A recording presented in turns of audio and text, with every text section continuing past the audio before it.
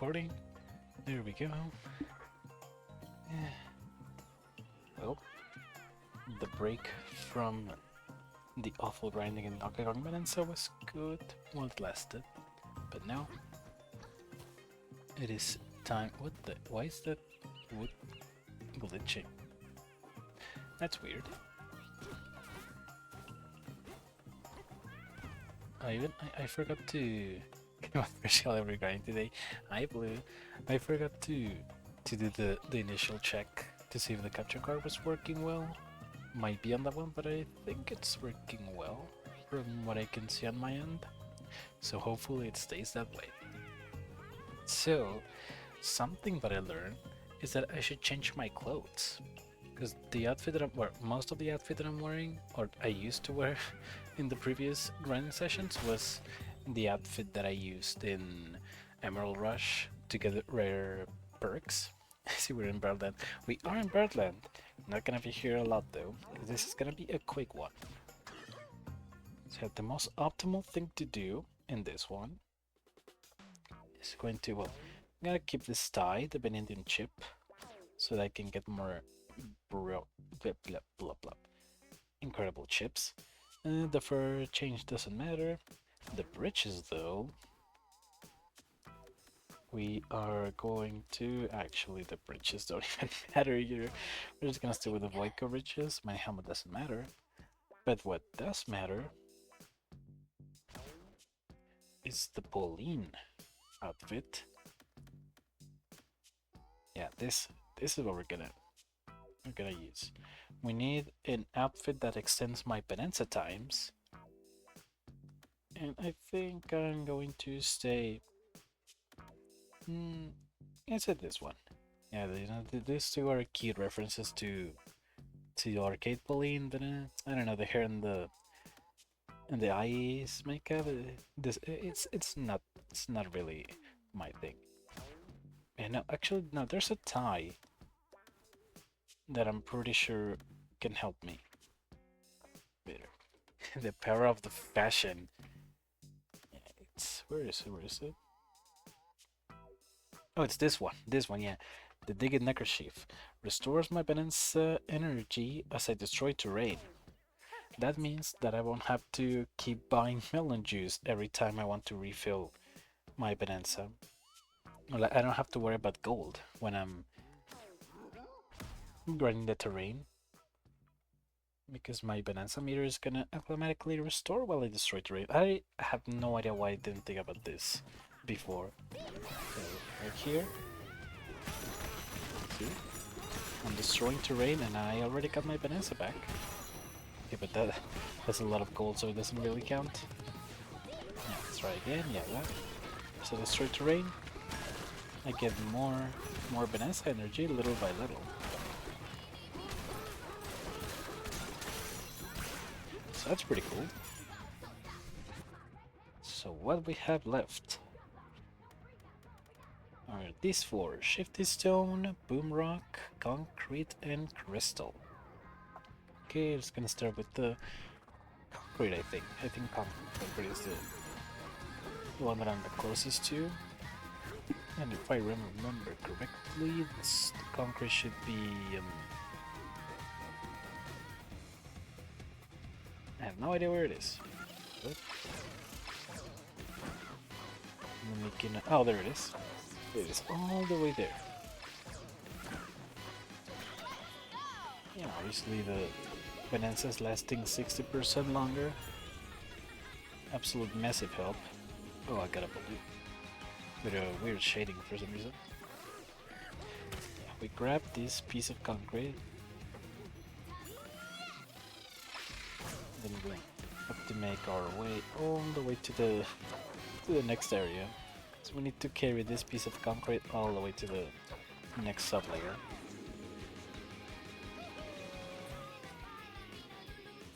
Okay. Well, let me just change. Go. Yeah, it's a tech. If I have the Bananza meter full and I'm like just barely running out of the Bananza meter, I can just switch forms and it automatically refills without having to do the whole chest banging. So that's another real nice deck. I think this is the correct way to go. Yeah. Yep.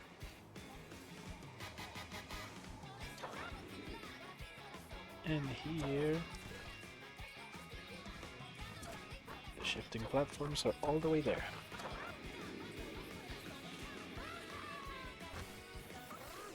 Just need to change the Kong. And now we just smash our heart out.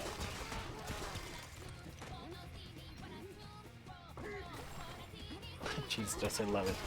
I also absolutely adore cheese strats.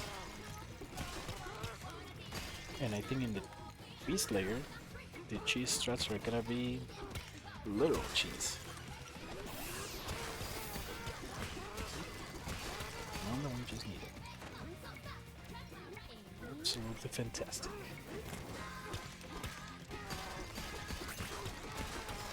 And the Digged Neckerchief is so goated for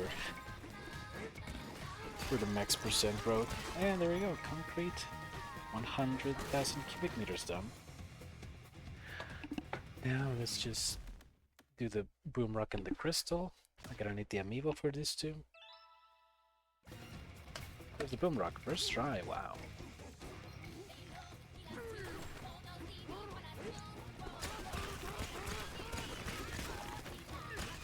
Oops.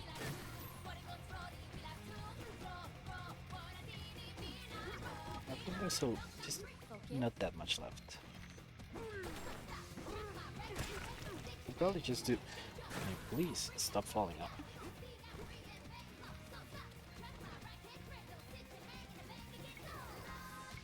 I don't want to risk doing it all the way there. Okay, so I do that. Then this. Just got this one, and it goes boom. Do that again. Boom.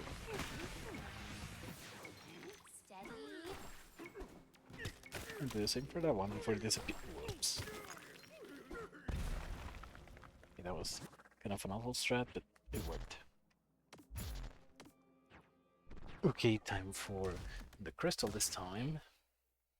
Where's my amiibo?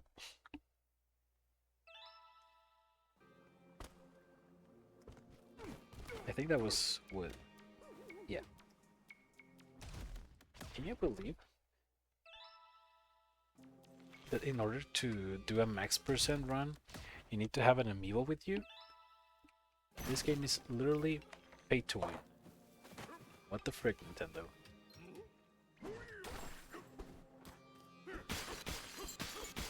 I think it will be like maybe slightly faster to do this with the elephant, but we don't have that much left anyway.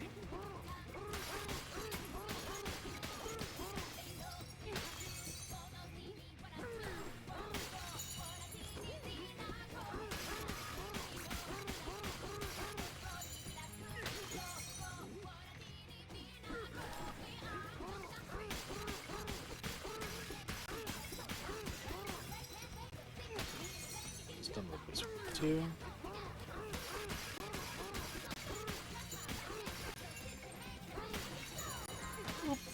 Look at the crystal is kind of sleeping. Kind of sleepy though. And crystal is done. Made my head. I can't believe Nintendo would make a pay-to-win game. Like, why did they do that? Okay, I cannot remember if there's a Shifty Stone mission in this sub-layer. Is there? Nope. So where is it? There's one on 601. Just need to see exactly where it is. I think it's maybe here? No, here? Yeah. There. Okay, I would do the whole grabbing a piece of the Shifty Stone and then going all the way down, but I don't think it's worth it for how much Shifty Stone I have left. I think just doing the challenge over and over should be More than enough. Okay, well, that was... These thorns are kind of in a way. Thank you.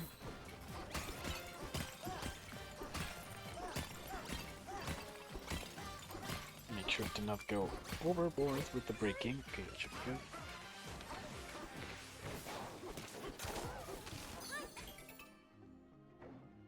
And now we don't have the thorns to worry about. Perfection. The only thing I have to worry about is accidentally breaking it all.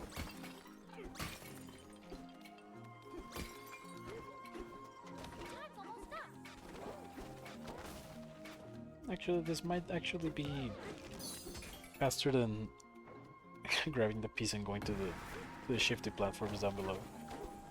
I don't even know what the official name of those things are. Like silver shard platforms. I tried searching it on the wiki, but I couldn't find anything. All that I found were just fan names.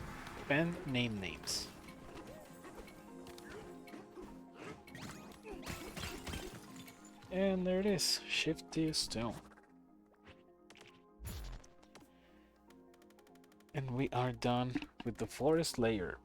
Every single thing done.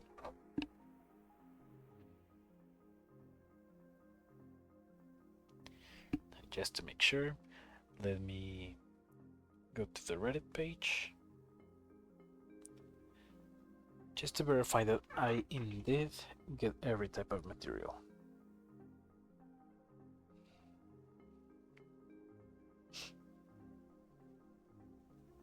If it wants to load. Okay. Gold, banana melon, apple, fractonium, shifty stone. I don't know why that's out of order. Sand, dirt, thorns, grass, mud, fragile rubber, stone, boom rock. That's out of order again. Wood, concrete, eggshell, and the crystal. Okay, forest layer 100% complete. Time to move on to the junction layer. And I don't want to give a lot of spoilers, but from the little that I investigated about this layer, this is gonna be miserable. It's literally the smallest layer next to the divide layer, but it's so awful. So what we have here is moth, grass, boomrock, thorns, fractonium, and shifty stone. The horribleness is densely compacted. It's small but awful. Okay, so let me just make sure that I have all of them unlocked. Yeah. Gold, yeah. Fractonium, yeah. Shifty stone, yeah. Dirt, yeah. Thorns, grass, mud, snow, stone, boomrock, ice, wood, and concrete. I do not have concrete. I don't know how to get concrete. Let me see. How do I get concrete in this layer? I did investigate it, but I already forgot.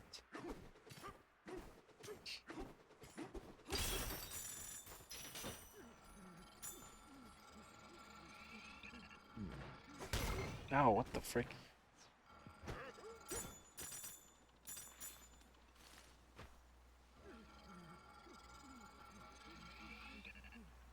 How did I remember doing it, but I don't remember how I did it. I'm so stupid. Okay, let me check.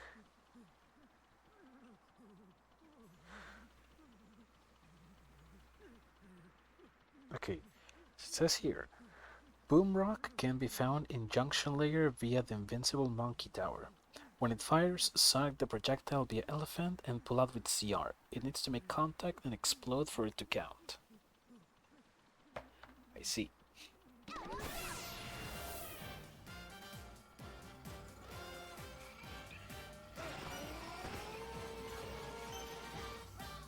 So this is Boom Rock. Ouch!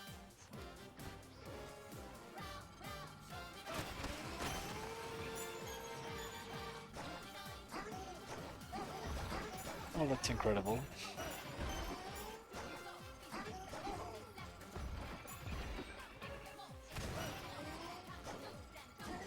Yeah, this might take a bit.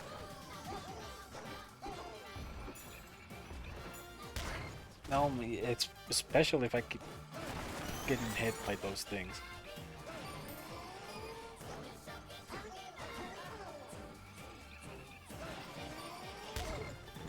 Dude. Okay. If I throw it there, even if it doesn't destroy anything, does it still count?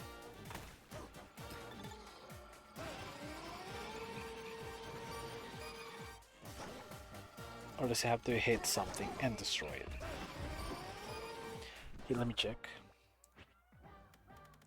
It's 2388.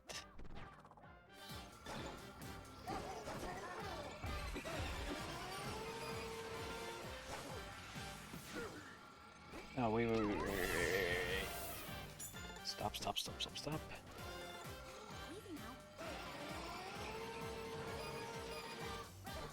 Okay, let me... Dude, it's difficult to stay in a place where it doesn't destroy anything. Okay.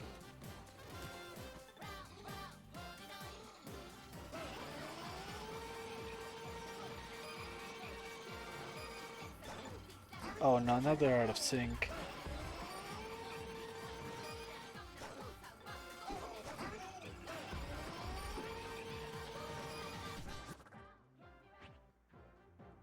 Okay, I think it still counts. Thankfully.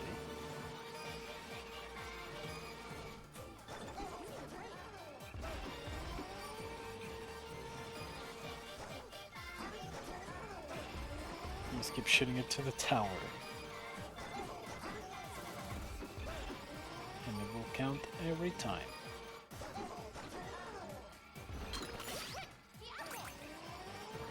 And the melon juice that I don't need anymore.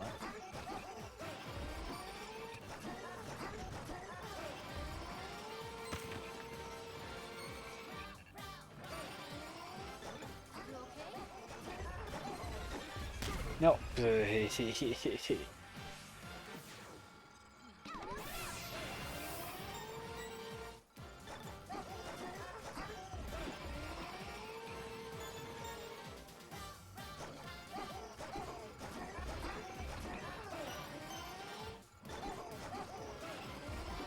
Bro, this is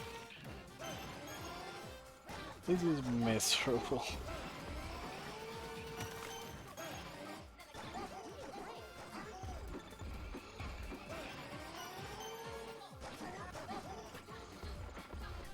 Okay, and how much do I have?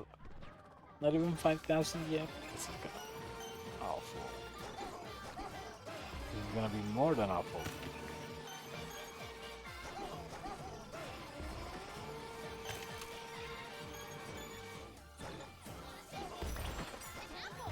Forgetting that I need to destroy terrain for my Bananza energy to refill.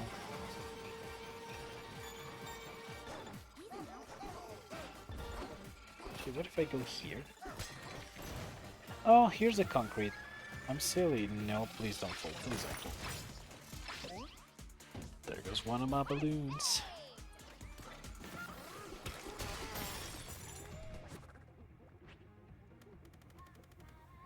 Am I gonna have to...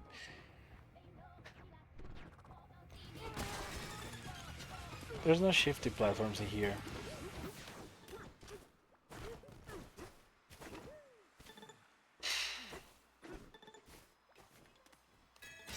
I'm gonna have to keep restarting for that one piece of concrete. over and over and over and over.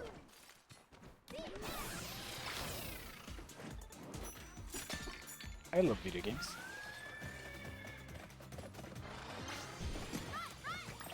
Let me see. Does it also happen to be one wall of concrete on this side? Stop, stop, stop. No, this one's just pure stone.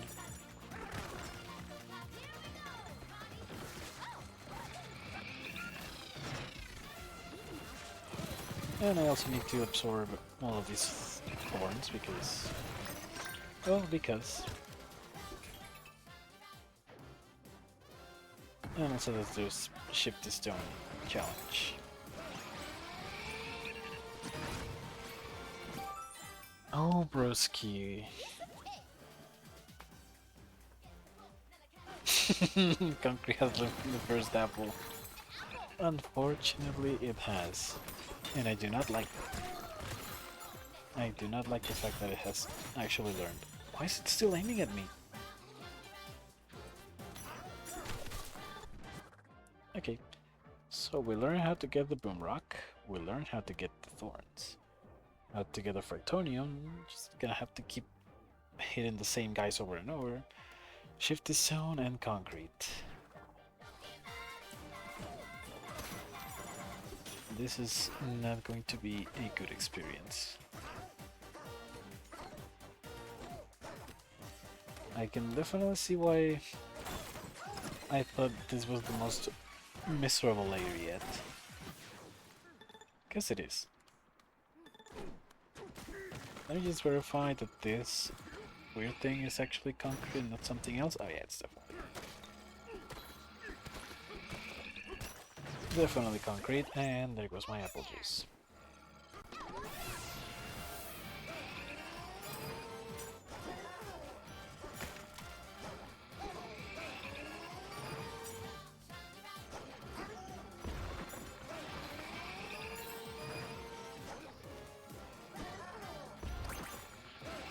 But I can send right here.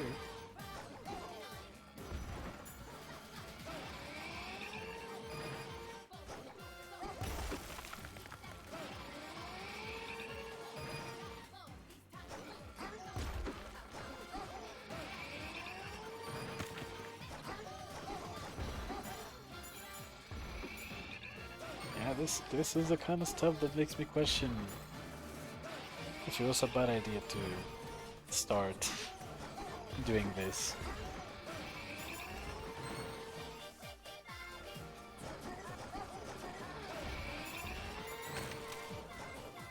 The wildest thing is that the boom rock so far is probably the easiest one to farm.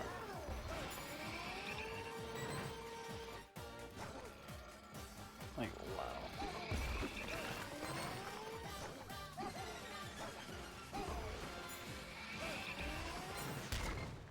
That's great.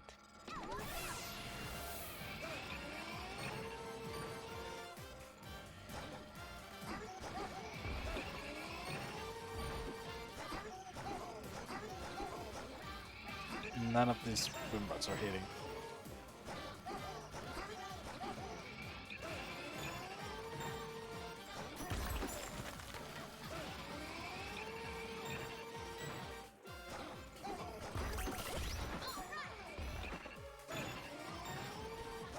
Okay, this part is indestructible.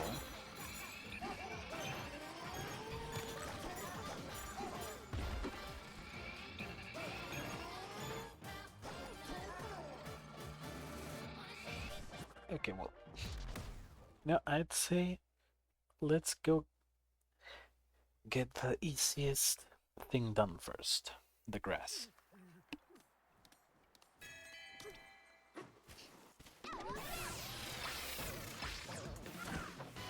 Let's go touch some grass. Or, you know, punch it in this case.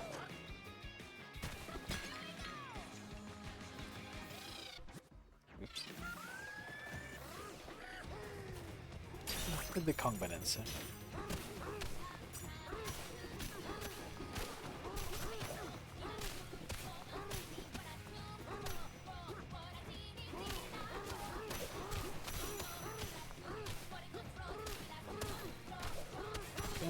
like the junction layer, half of its materials are a hell to grind. And this is the first layer that over half of its materials are just awful. And then the other layers, even though they were miserable, they at least had, you know, just a couple. But this one has so many.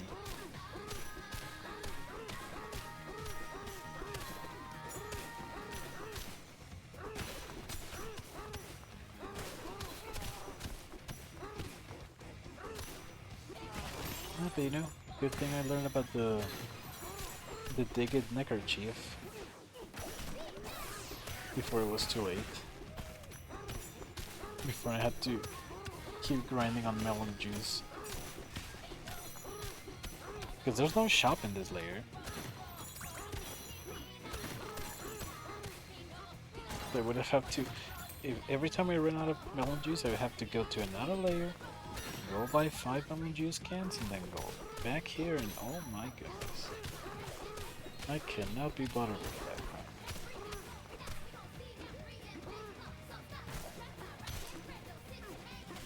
Yeah, punching makes contact so it counts. Yeah, that's true. It counts towards the patch.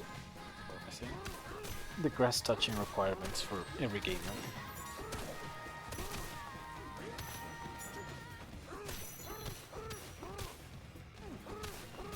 The only thing that I'm happy about is that after this one, there's gonna be the resort layer, which I know it's gonna be a breeze, because the resort layer not only is like the chillest layer, but it also has a bajillion of those shifting platforms. So I know I'm golden with that.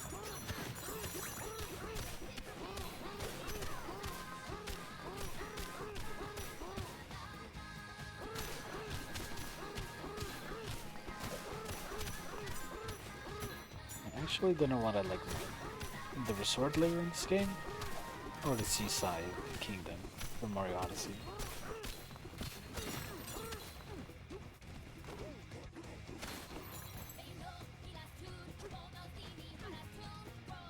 It's all downhill from here. I hope so, or I hope, well,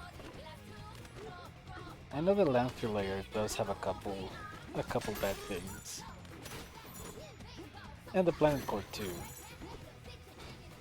Which is the worst, you know. Because it like, it would be nice just be like, oh, after this layer, everything else is easy peasy, but no. From what I heard, the planet core also has some miserable stuff. So I'm just not safe anywhere.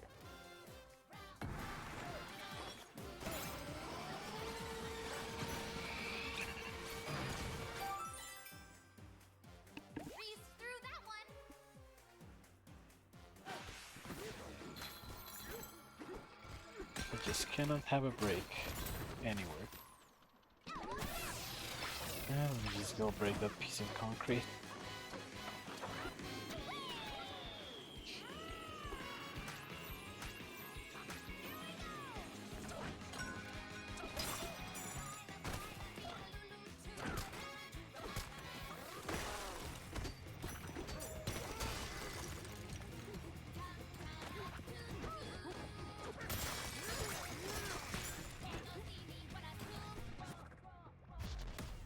Man, I was watching a speedrun the other day of the first speedrun of DK Bananza done without the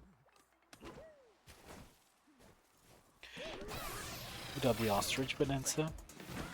It was like the most insane thing I've ever seen. Like they grab a chunk of terrain and they literally just start to float with it.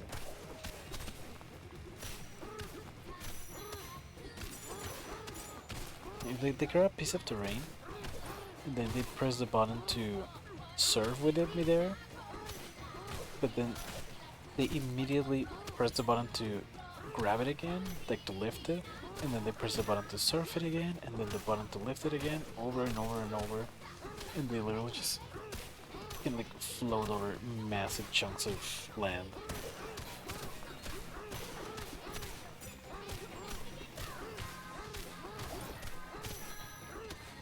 Like you have to be insanely fast with the button press. Like I think you have to do like from 15 to 20 button presses per second.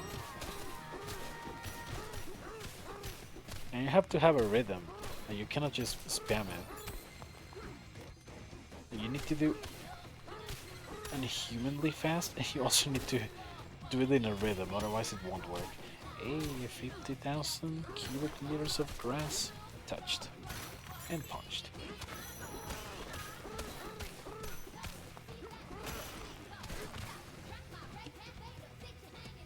Anti-gravity glitches are so entertaining. Oh, I know. Like watching that, I was like, man, I don't know if I'm ready to do a Donkey Kong Bananza speedrun yet. Cause like this game looks so fun to speedrun. Especially because there's a category to speedrun Mario Odyssey any percent and then Donkey Kong Bananza any percent. Like back to back. Like I'm not an expert in Odyssey speedrunning, but at least I have a lot more experience with that game. But the thing is, I don't know if it's because I've played Mario Odyssey a lot more, but to me, speedrunning Mario Odyssey in general is way easier than speedrunning this game.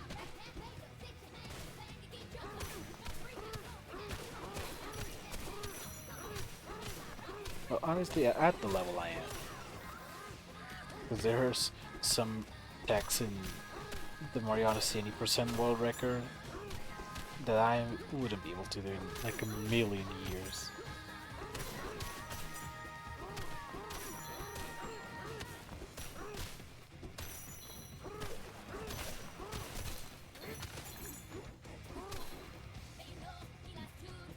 Odyssey has fewer moving parts than this monstrosity.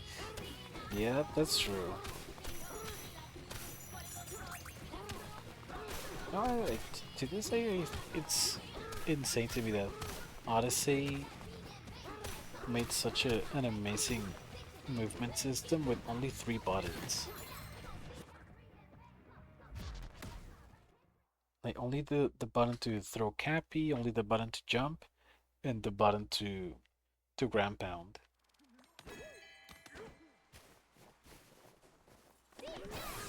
Only those 3 buttons to make an absolutely amazing movement system. And Donkey Kong Bananza uses how many does it use actually? Because there's the 3 buttons to punch, then 1 button to, oh actually 2 buttons to clap, to bump his chest, so that's 5, then 1 button to grab a piece of terrain, and 1 button to do the roll. So 7 buttons. 7 movement buttons compared to the 3 in Odyssey.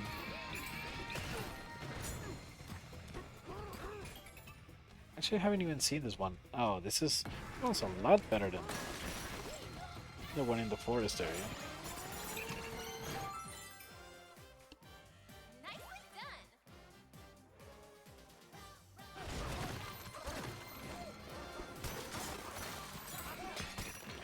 Oh yeah, you know, there's also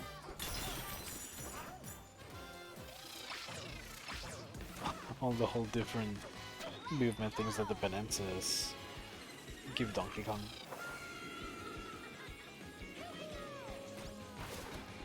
Man, there's a movement with the zebra that I didn't know it existed. Like, you know, you can do this, grab a piece of terrain, and then you can literally just spin it around and attack people with it.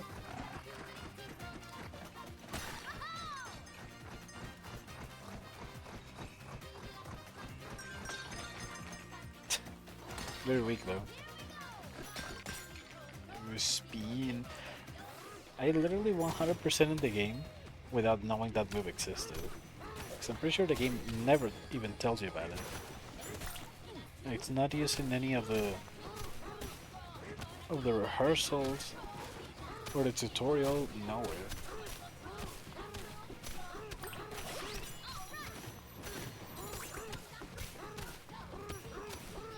And since the Zebra Bananza is not used in the speedrun,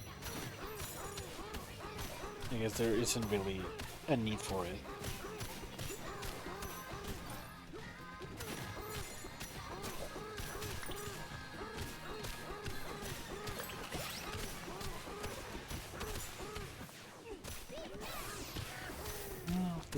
That talking about speedrunning in Mario Odyssey, it really makes me want to do another All Moons speedrun in Mario Odyssey again.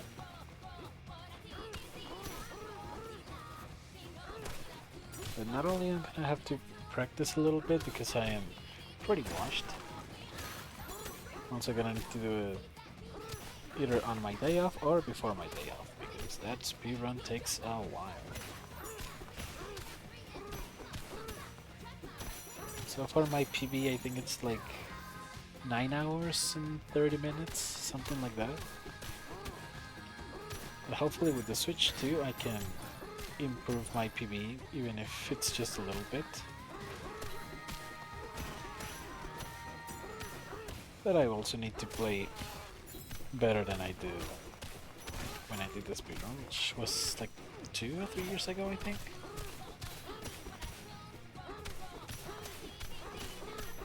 I was also thinking of doing a 100% speedrun, but that one I'm not really as eager for. That requires a lot of coin grinding. Like 10% of the speedrun consists of just coin grinding.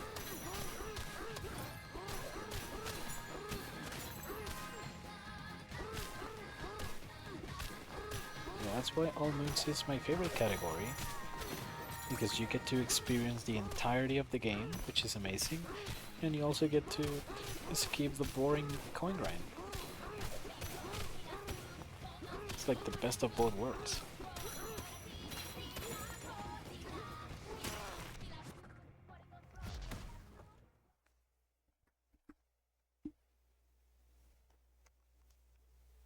Oh, am I gonna be? Oh, whoops. How much do I have left? 13,000%. Sorry, 30,000 meters.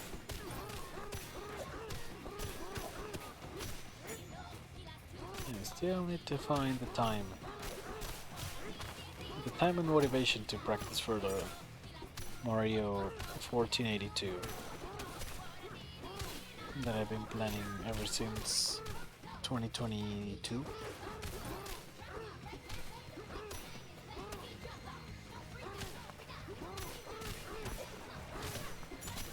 But for that I'm gonna need like 2 days off or something.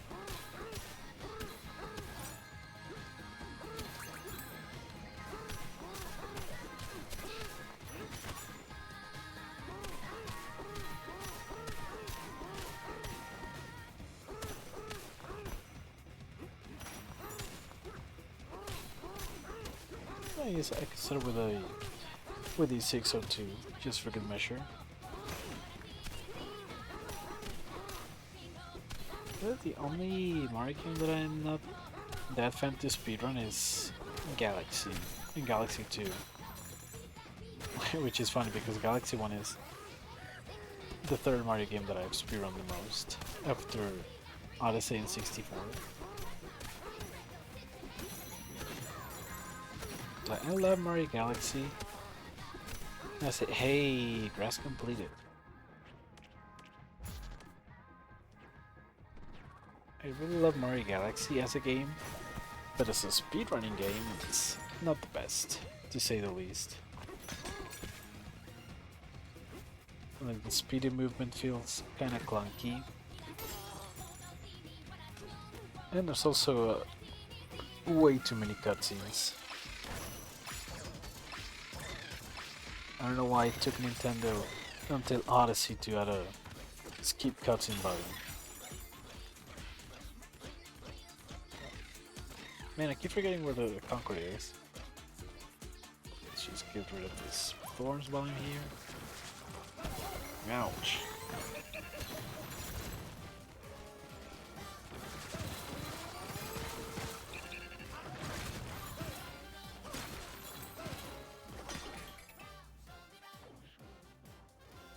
Oh, this is the bad one.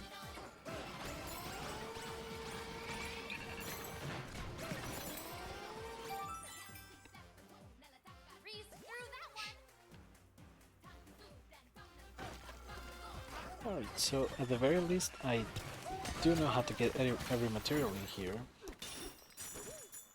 The most optimal way to get them. But actually doing it is the problem.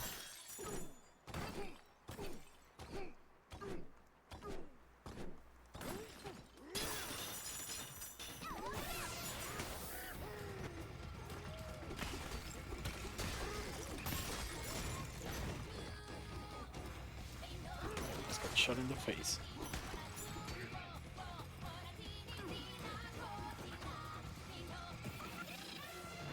Should be the face, please.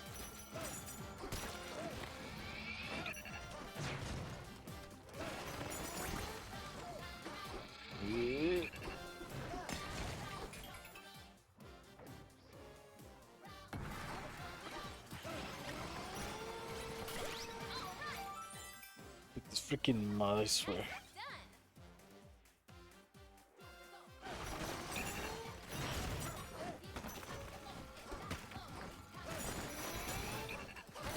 This mod, this concrete, this fractonium, this boomrock, this everything.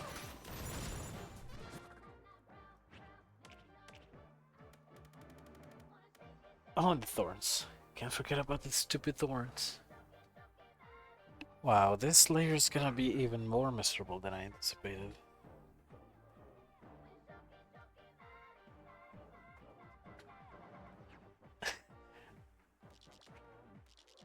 I didn't quite fathom the awfulness of this up until now.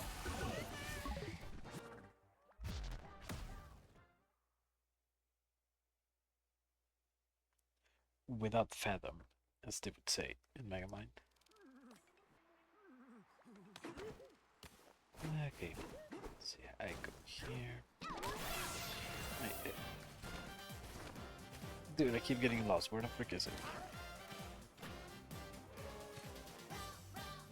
Oh. Down here, silly.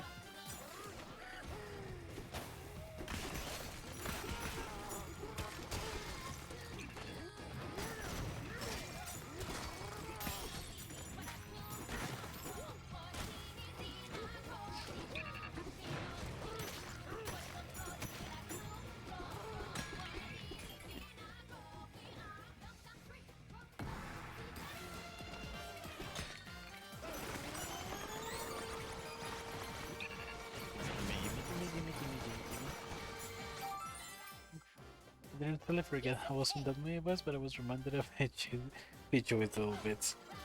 I think the thing I remember the most about the movie is just how banging the soundtrack was.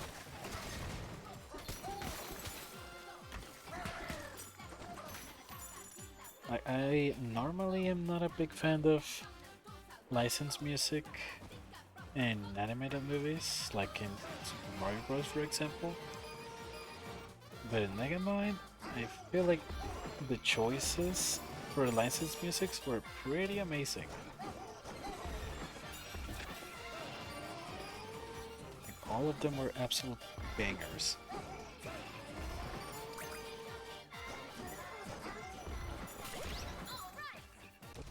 So glad Lover and Live at the Cutoff sequel movie series. Man, they really ruined the franchise with that sequel and the TV series that launched at the same time, and both of them apparently were just as awful.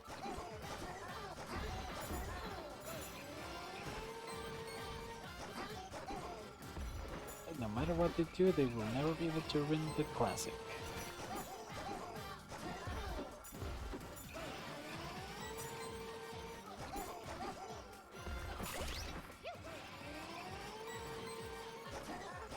Can really go wrong with classic rock.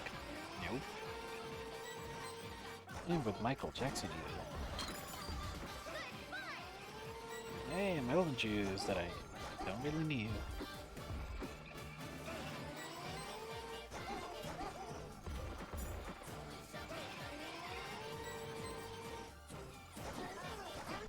Okay, let me just make sure that I am actually... Okay, 902, 904, sorry. Where am I going? See, okay, it's going up.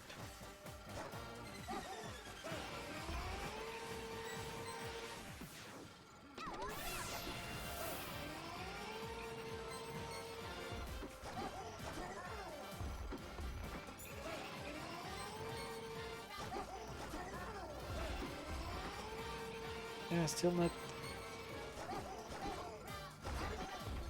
sure if if by breaking some terrain it counts like more destruction for more terrain with the boom rock and yeah. Well, the snipe though.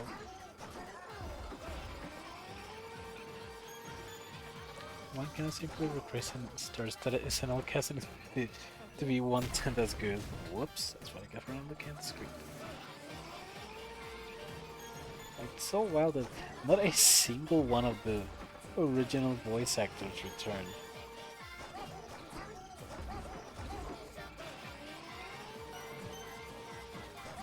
It really just goes to tell just how bad it is. Like, it's funny because the first time I heard about it, and I heard a lot of people complain about how bad the animation was. Like, I don't know, like the first movie came out in 2010. It was like 3D animated. Like, I'm not an animator myself, but I personally think that it's what do you call it? It's harder to make bad 3D animation than 2D animation. I was like, I don't know. Wow, 10,000 cubic meters reached. I was like, people are probably just exaggerating. Maybe the animation is not that bad.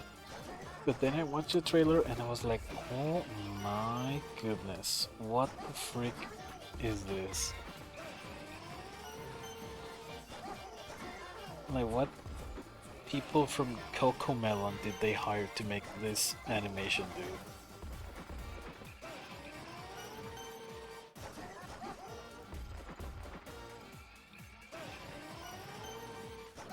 Like, it's actual YouTube Kids level of animation. I need a battle doesn't strike twice, especially if later as a cash grab. Whoops. Every time I stop looking at the screen, that happens. I gotta keep forgetting about destroying the terrain. Ouch. Could have been an epic dodge.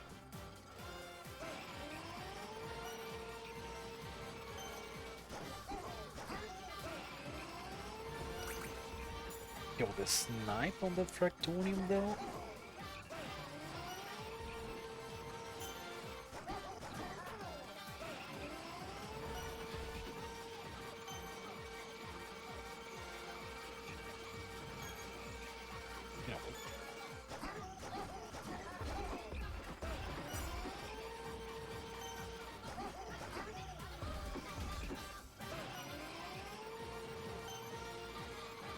How many Cocometal Inters got rerouted? Like, it's so funny to see. Like, the trailer has parts, like some sections of the original movie, like for flashbacks and stuff. And it's funny that those parts are the only ones with good animation.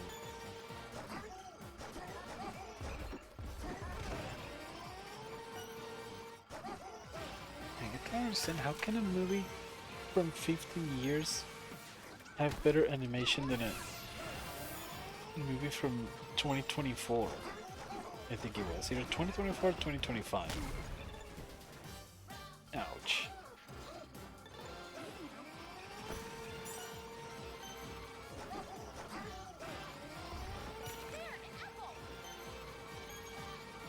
Pretty apple.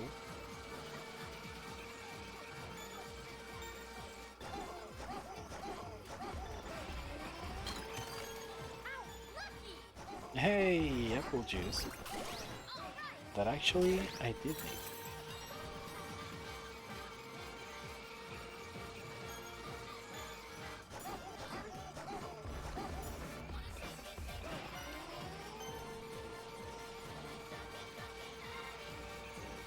But you know, I wonder if that might teach a lesson to the people at DreamWorks to not do sequels to highly acclamated movies.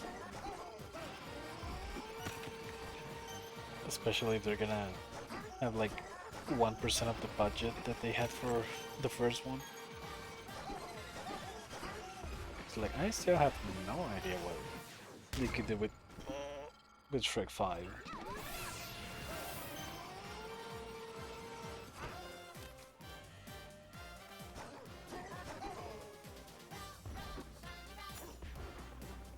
I'm scared, but also intrigued, just to see how they do.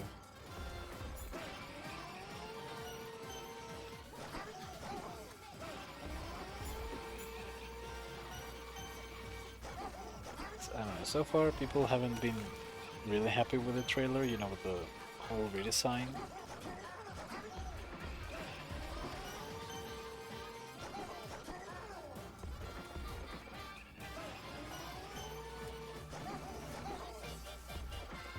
You know, even though it might be an unpopular opinion, me personally, I did not completely dislike the redesign. I obviously prefer the original design for Shrek. It's like, you know, iconic. But I don't think the redesigns are like just that god awful as people are saying.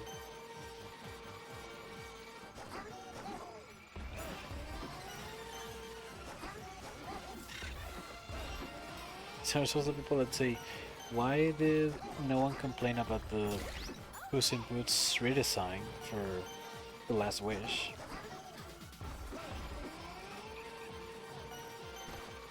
You know, I really like the redesign that Puss in Boots got in the second movie.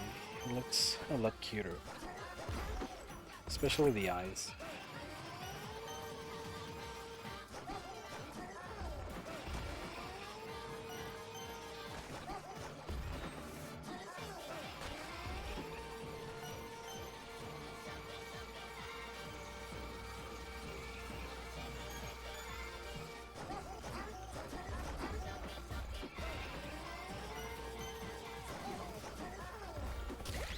And redesigned, just like the one Donkey Kong got.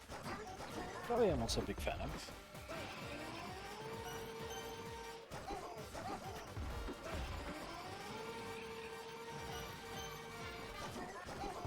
Speaking of unpopular opinions. Ooh, ow, ow, ouch.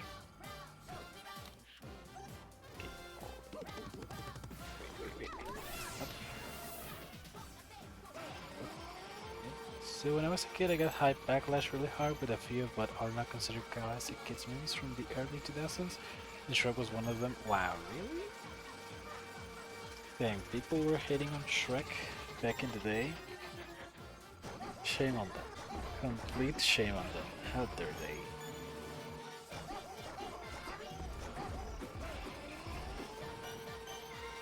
Like, to me, Shrek was absolutely goated from the very beginning, even till now. Even with the redesign.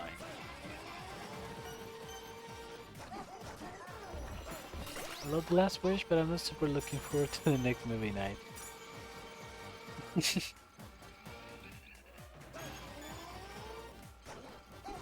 Even though I really like Shrek, it's been a while since I've last seen it. The one that I know almost from memory is the second one.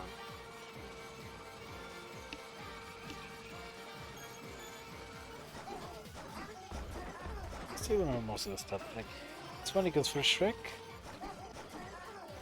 like I know the first movie pretty well. The second one, I know it almost from memory. The third one, absolutely no idea. I've watched it, I think, like a couple times when I was a kid. But if you ask me anything about it, anything that happens, any, like what characters appear in it or what's the ending, no freaking clue.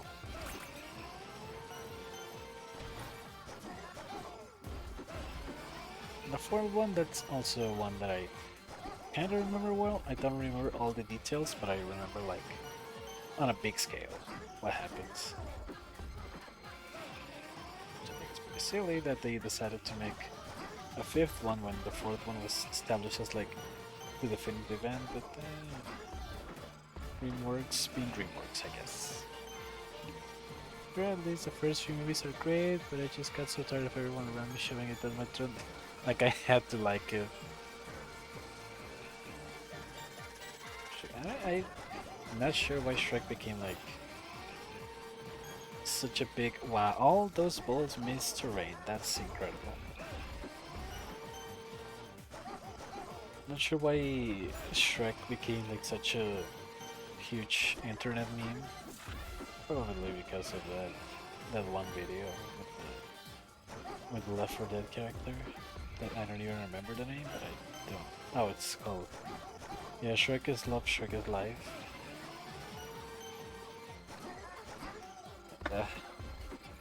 That video, I'm sure did caused some trauma in a couple kids back in the day.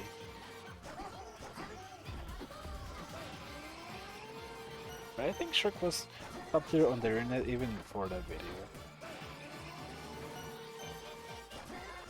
The video just boosted him even more.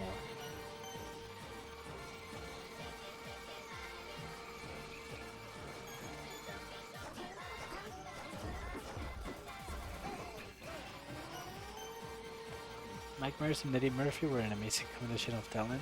I definitely agree on that. The two were amazing.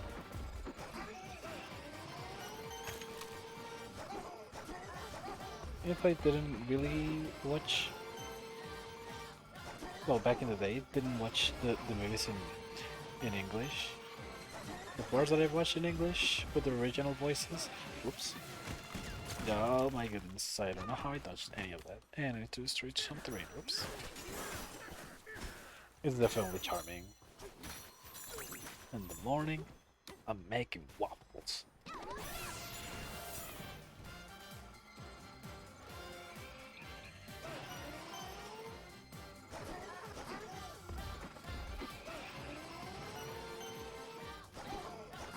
Besides, in Shrek they were inclusive with LGBT characters before it was like, you know, cool and trendy. Yeah.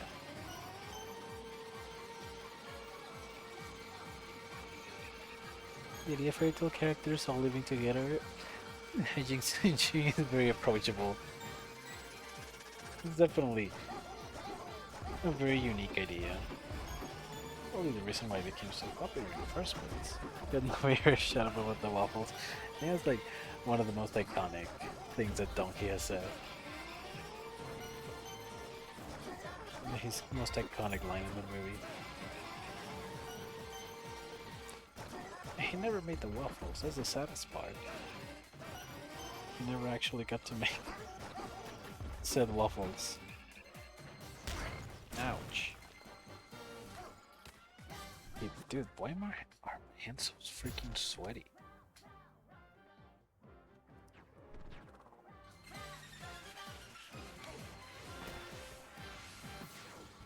Whoops. Okay, let me just reset this.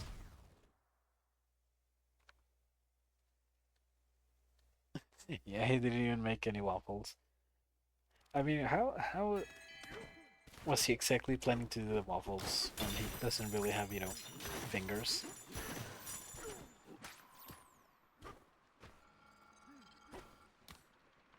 but it's just impossible not to love them.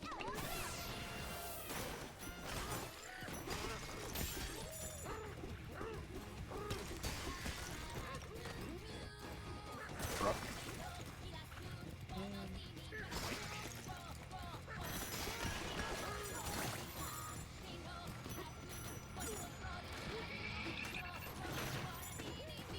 It's just like Brock in Pokemon. Even with all the stupid stuff he does. How he acts around women. It's impossible for me to not love him.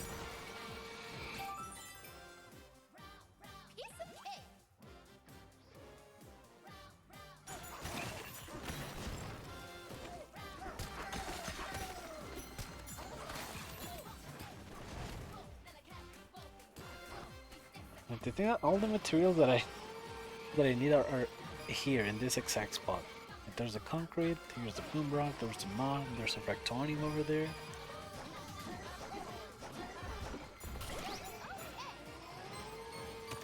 And the mud in here, and the shifty stone. All of what I need is here. But it's still an awful process.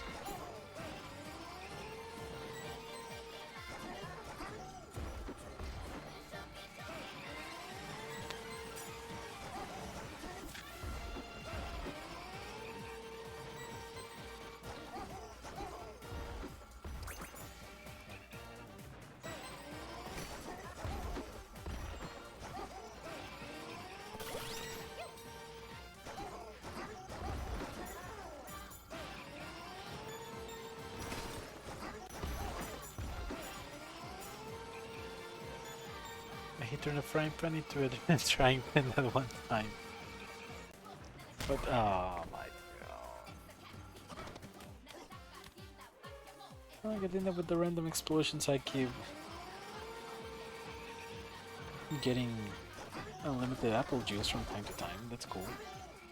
If I can hit that one chest right there.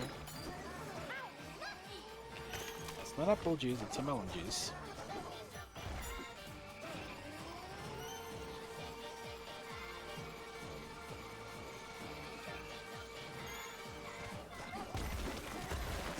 No.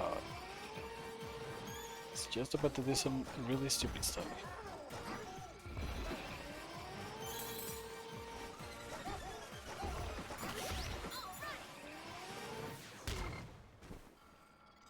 Ow.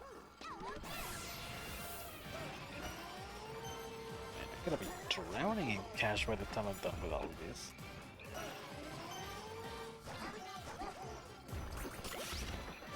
Oh man, that was just remember that after the sword layer comes a tempest layer.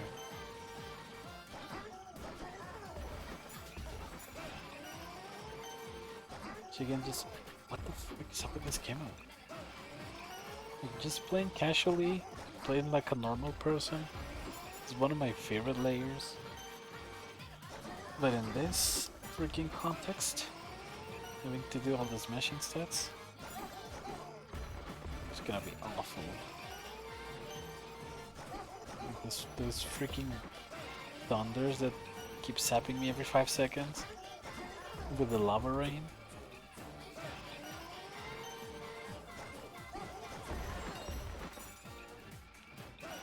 Doing it all in the name of love. Love for this game. Ouch.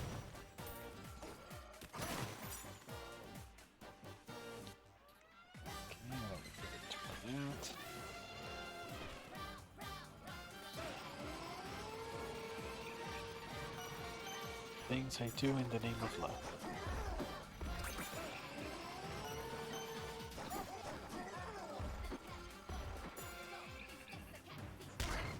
Ouch. Like saving up money to buy a VR headset so I can play Secret of the Mimic on VR. Still gonna take a while for that. When they release the teaser for the third movie, which is probably gonna be in like 2027.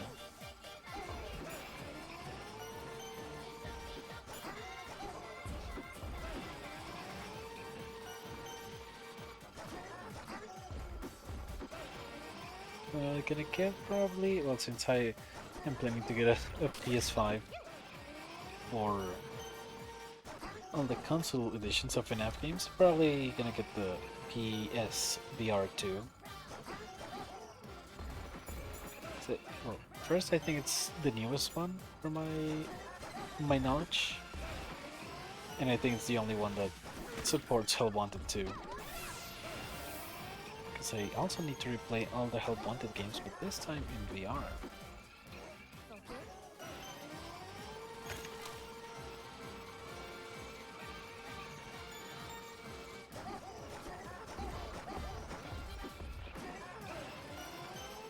I really hope that I can find a way to connect the PSVR 2 to my computer, because I want to play Beat Saber.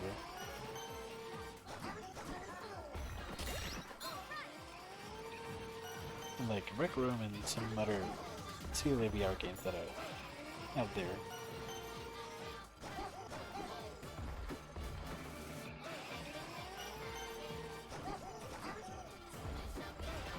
Oh, I just hope that I don't get motion sickness or something.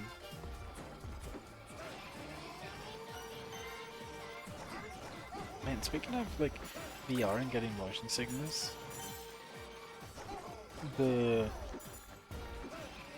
Virtual Boy for the Switch 2 Online released, I think, earlier today or yesterday. And it's like amazing how Nintendo was able to turn their worst console ever into such a selling point.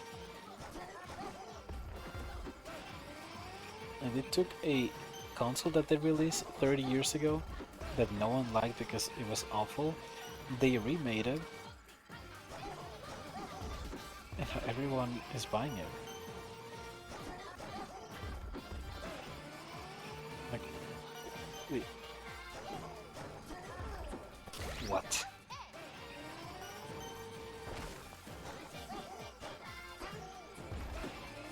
You know, at first I thought it was like, oh, this looks pretty cool, you know, because I now finally gonna be able to play games like Wario Land and Mario's Tennis that were stuck on the Virtual Boy that I wasn't able to play before. But turns out that I need, like, I am 100% obligated to get the Virtual Boy accessory to be able to play the games. I cannot play it with the Switch 2 docked or undocked. Because, well, technically you can play it undocked, but it's displayed in like two very small screens, so it's still gonna be awful to play if you don't have the Virtual Boy console. So that's cool.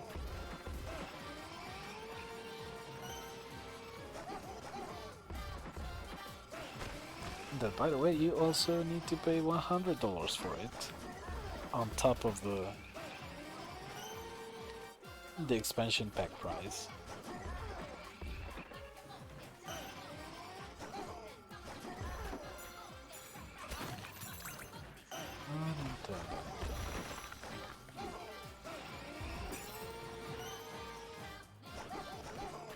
Man, did they even release the controller that came with the Virtual Boy? I mean, I know that they wanted to stay accurate to the original Virtual Boy, but they didn't even bother to add a head strap to the goggles. Like, it's still just the goggles with the crappy stand.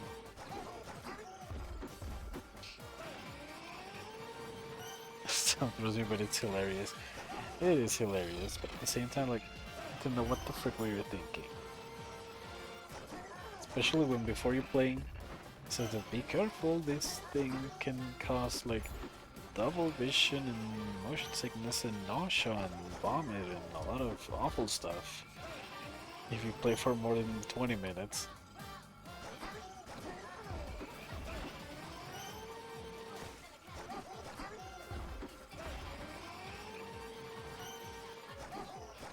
Yeah, at least I hope that they release a feature soon that makes it so you're able to play the games on the Virtual Boy without needing the goggles, but with Nintendo, you never know what they're gonna do.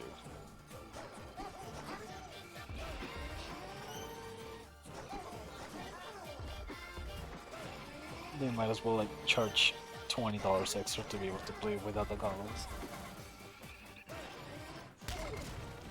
These freaking rockets, man.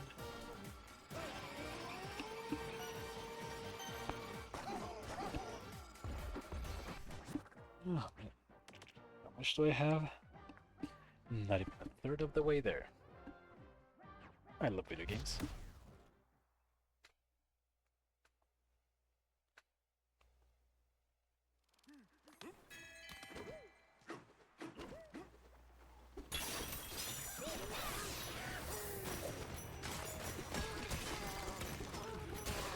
Ooh.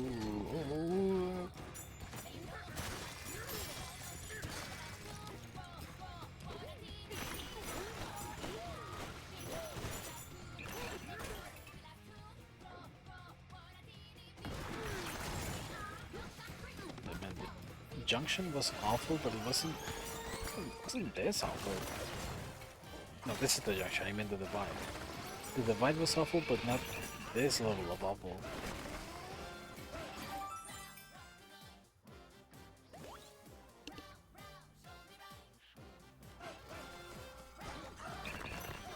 Dang, I almost fell down.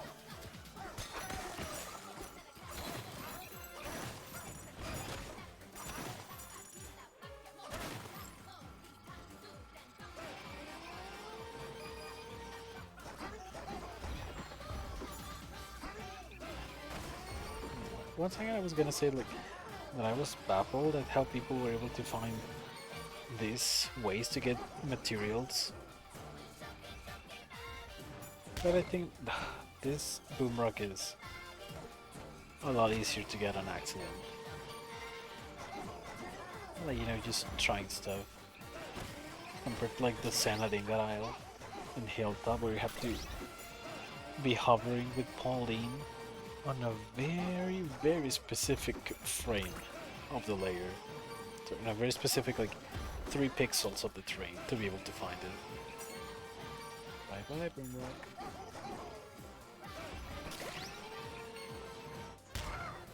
Why? Why though?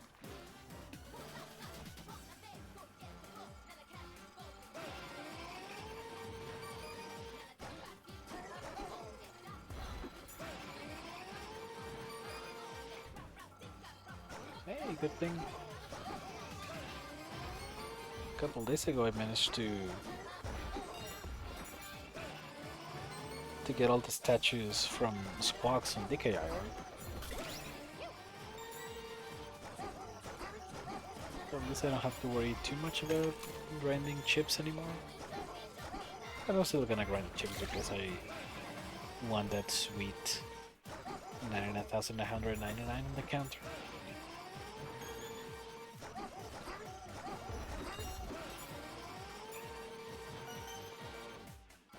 Definitely feel like it's gonna be easier to get to 1 million gold before getting to 100,000 chips.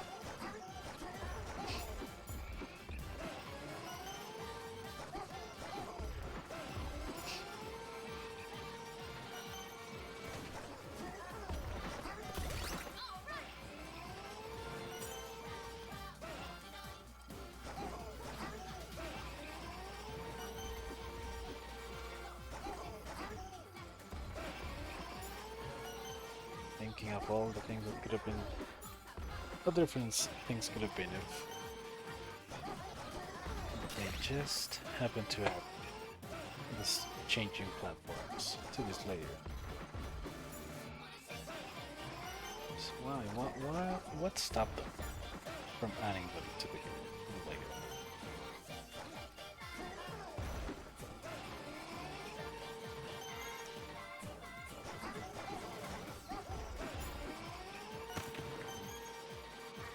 Maybe just very quickly check if there's been a max % speedrun completed yet.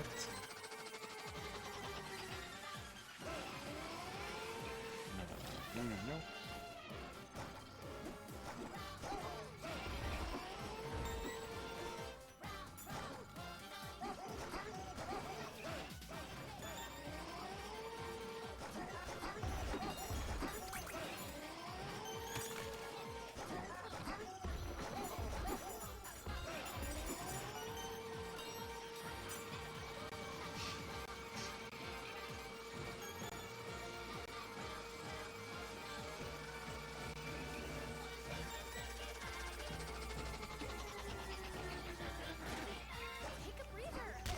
Ouch.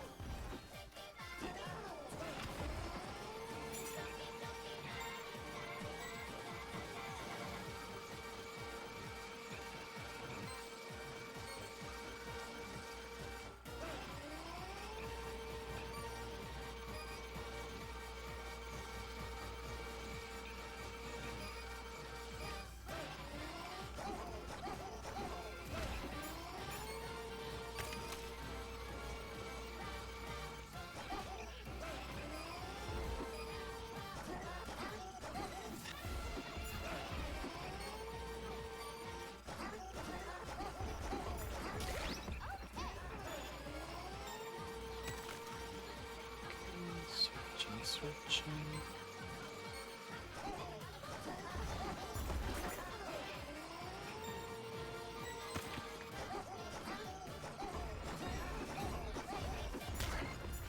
Man, I wasn't quick enough. Next percent? Nope, of course not.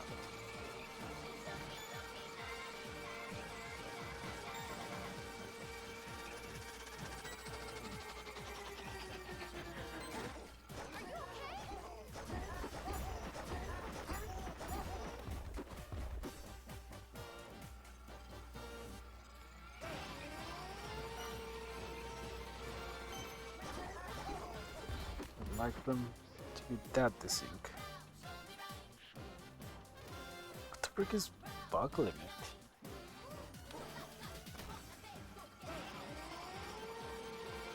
Oh, this game. I'm playing on first person. Reset time.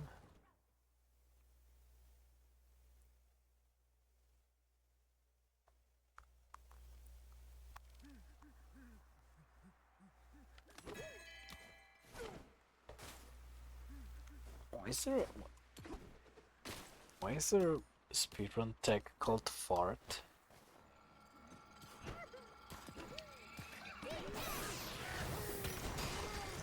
Interesting name.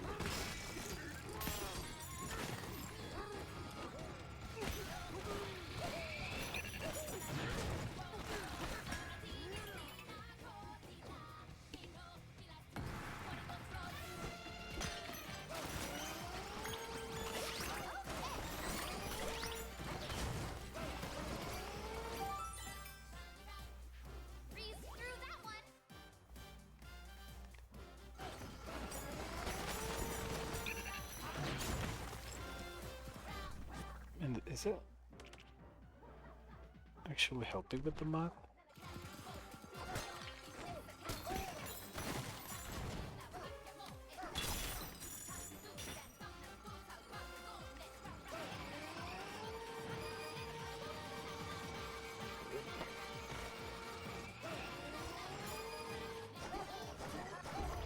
It's like naming cocktails in the 70s and 80s, and people just want to make anyone say the name embarrassed.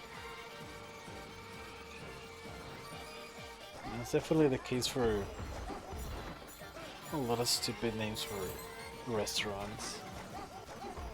But man, I just want a cheeseburger. Why do I have to say, yeah, can I please have the cheesy topping, scrunger, dinger, buzzer, I don't know, whatever the frick.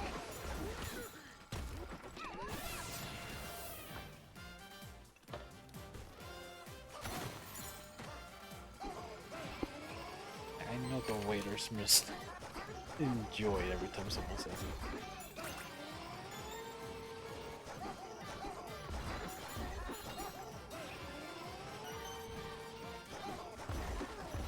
I was a waiter, I would definitely have a very fun time every time I heard someone say the name of a dish with a stupid name.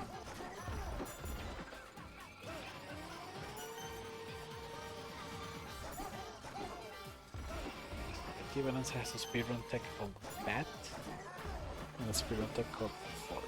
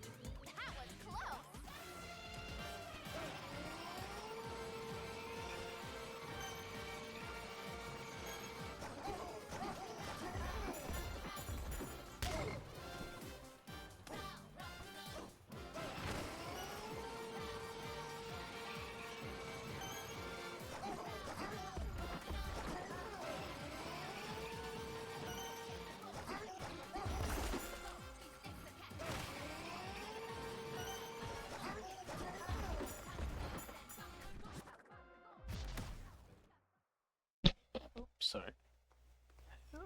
Lemon drops, espresso martini, cosmopolitan, sheer vinegar. Some choices would make you read. No, thanks. Wait, before I had a restaurant. Well, not that I had a restaurant. There was a restaurant closed where I lived. But it had served all sorts of stupid names for the dishes. But a while back they actually changed the name, so like it's still some like creative stuff, not just generic names. Definitely not the silly stuff that makes you want to crawl out of your skin every time you read it.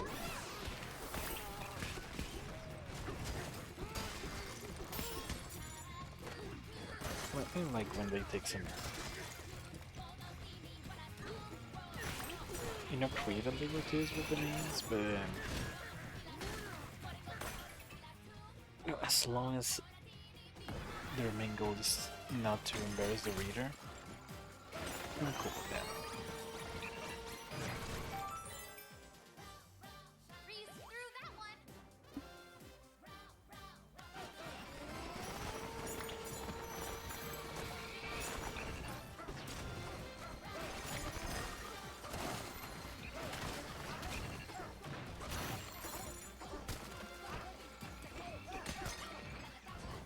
Oops. You know what I'm not cool with though? The junction layer grinding materials. Yep. Me and the are a no-no.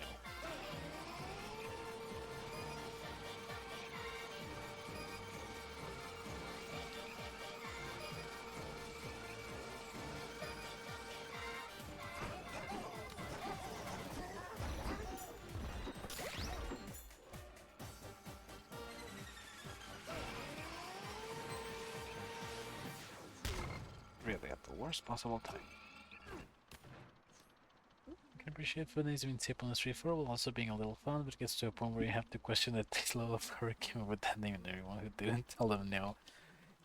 Like, there was a lot of thought put into the names, and apparently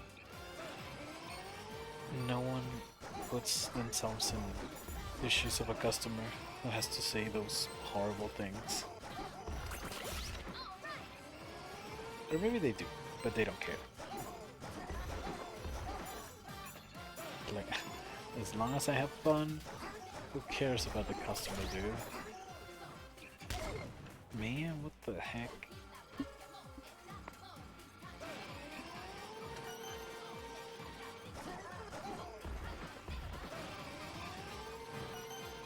Just like the developers of Bananza, we thought it would be fun and cute to have a list of all the smashing stats and all the types of material that you have and make it be a maximum of 100,000 cubic meters per material. Not even thinking for a second of all the insane people that would see that the max is 100,000 cubic meters and will absolutely go to max all the materials.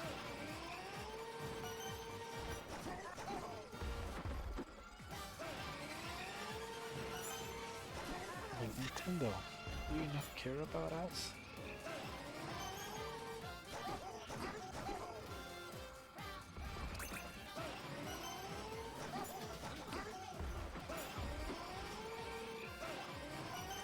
Like, thank God that Nintendo sees completionist and lapsed. Good thing Mario Odyssey's list for all the jumps, all the captors and stuff. Thank God it doesn't have a limit.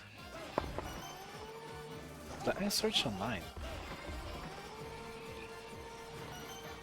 to see if there was like a limit, just like in this game, at like 99.99, something like that. And someone on Reddit asked the same question. Someone said, 1 million jumps has been reached, and it goes beyond that. So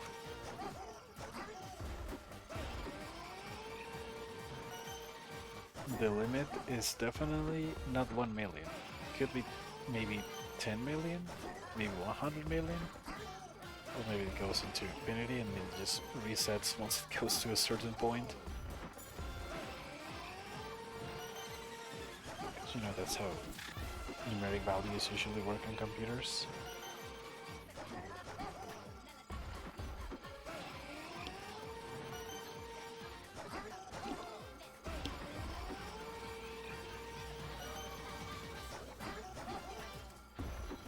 Oh, but I guess the only thing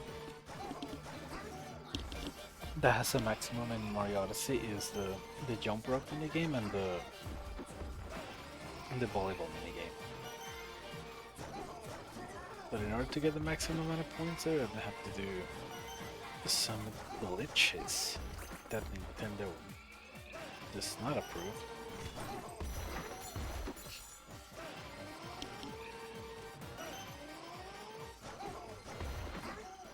And then just like people who absolutely hate, despise speedrunner.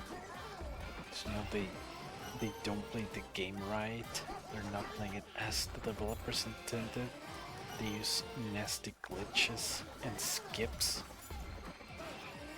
to just completely skip parts of the game that the developers put all their effort into. How dare they?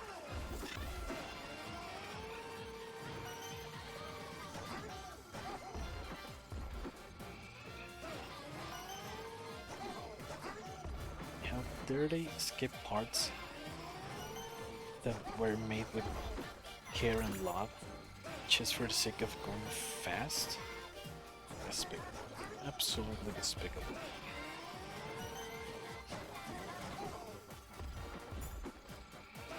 It's like, man, what is even the point of speedrunning anyways? Why would you want to beat a game as fast as possible? Like, man, just take your time, enjoy your time with the game. You're not in a rush, dude. There's nobody rushing you.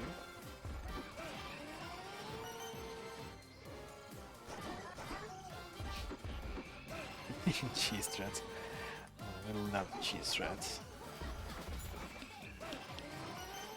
It's like in Mario Kart World. I saw that someone asked on Reddit. Because, well, in case you don't know, Mario Kart World has a very strange feature in free roam.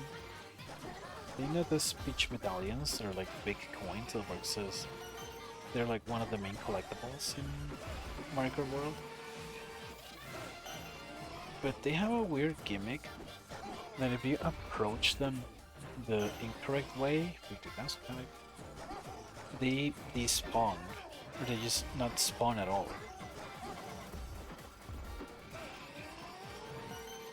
So you can get to a certain point of the map where a Peach medallion should be, but if you didn't get to it in the correct way, it's just not gonna spawn. It's really stupid. They spend many additional hours studying every game they run.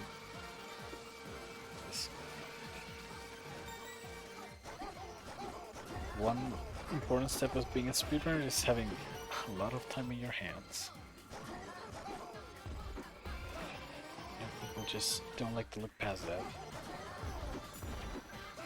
Oh yeah, and so there was a guy on Reddit that said, that was asking, hey, why is the Peach medallion not spawning at this part for me? It's like, I'm watching a guide, and the guide shows that there should be a Peach medallion right here where I'm standing, but it just doesn't spawn for some reason. And another guy responded, you know, why are you looking at a guide in the first place? Like, Mario Kart World doesn't really give you any reward for getting all the medallions and all the P-switches, so why don't you just, you know, take your time exploring the free roam and, you know, enjoy finding a P-switch or a Peach medallion every so often. Cause like, while I definitely agree that I don't like looking at guides for free roam, sorry, for open world games like that. And if I have like 5 collectibles left and I feel like I've explored every single inch of the map and I just cannot for the love of God find them, I'm just gonna look up a guide, man. Like, I don't want to spend days or weeks just trying to go through the same parts over and over and over and over just to see where those last 5 collectibles are, especially when in the case of the Peach medallions they sometimes just can not spawn at all if you don't approach them the intended way.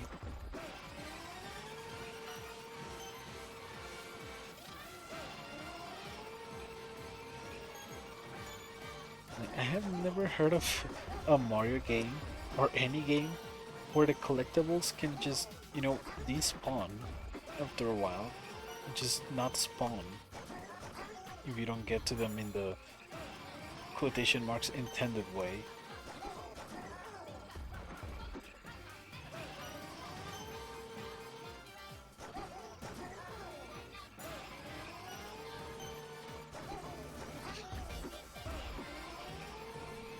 You're allowed to play a game however you want.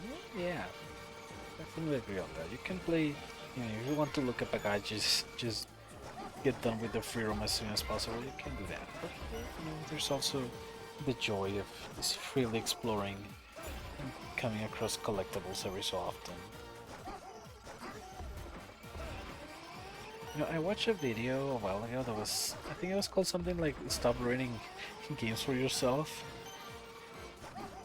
And they used an example of Hollow Knight. Because there's a part in Hollow Knight where you're like exploring some sort of cave.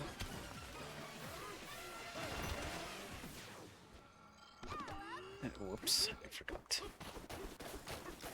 And then on the other part of a cave, you encounter another Hollow Knight, another knight.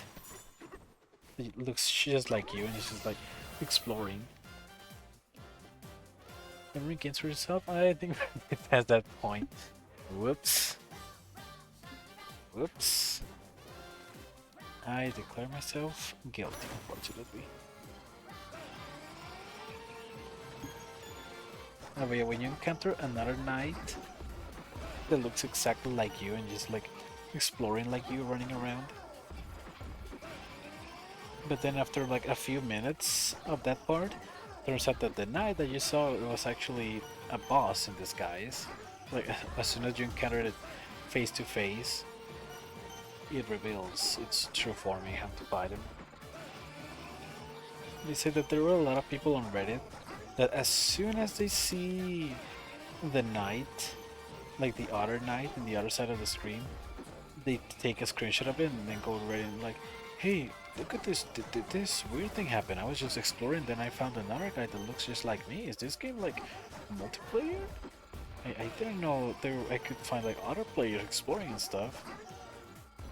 It's like, man, if you can just like, you know, keep playing the game for the next like 5 minutes, you're gonna get the answer to your question really soon.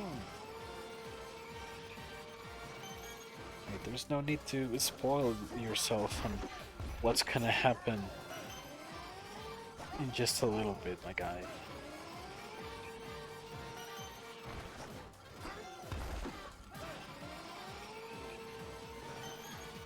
Reminds me a while ago where I always ended up accidentally spoiling myself on a character that's from series or shows that I watch.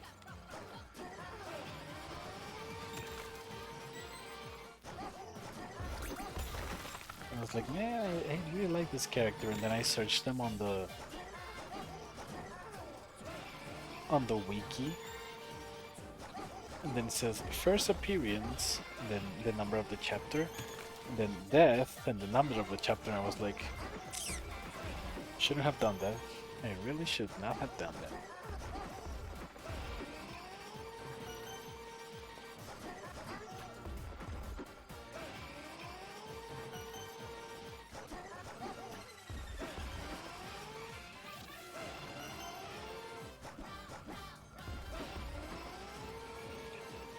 A lot of people can stand having an unanswered question presented to them. These people really love mysteries.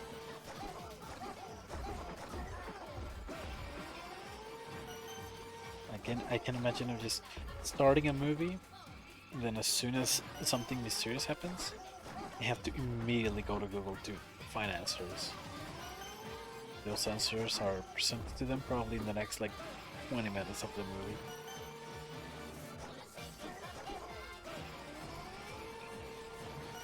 Spoils were nowhere.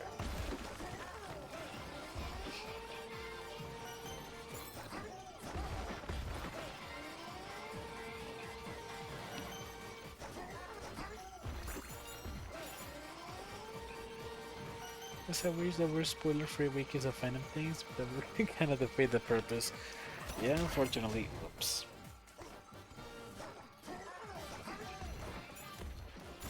Getting us reset time.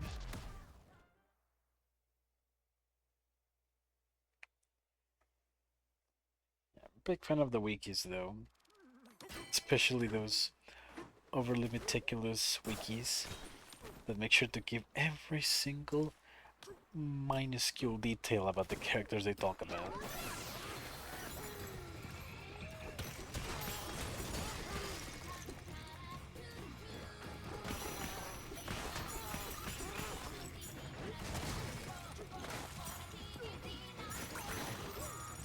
Especially in the case of the no, please don't.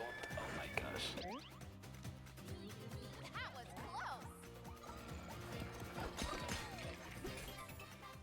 The obsessive fan in me lives there.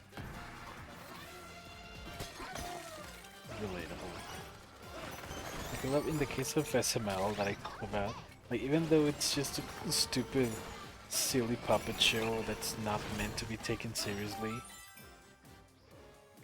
the pages for the characters in the official wiki, they give like so many minuscule details that probably not even the creator remembers ever stating. Like the date of birth, the age, the first appearance, what all of the events that have happened, like something that they don't like, the phobias that they have because they mentioned it in one episode like 10 years ago.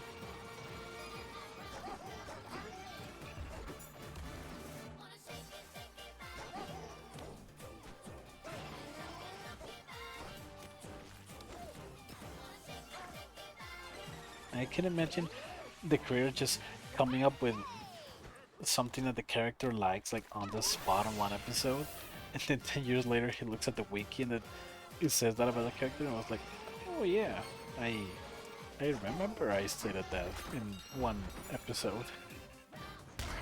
Ouch.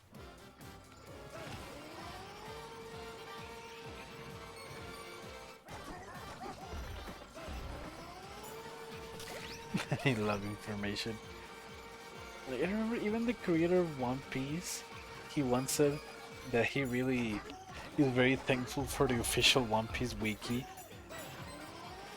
because it's his main source of information whenever he wants to remember the attacks or the moves that a character has. Oh, I accidentally launched a bomb again and got it stuck.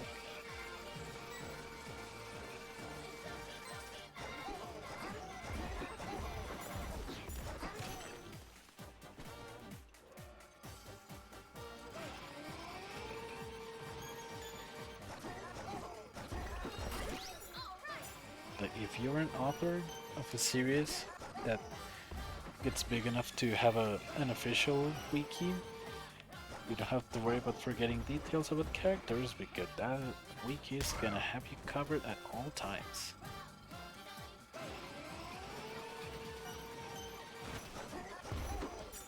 They're gonna put stuff in there that you don't even remember putting it yourself.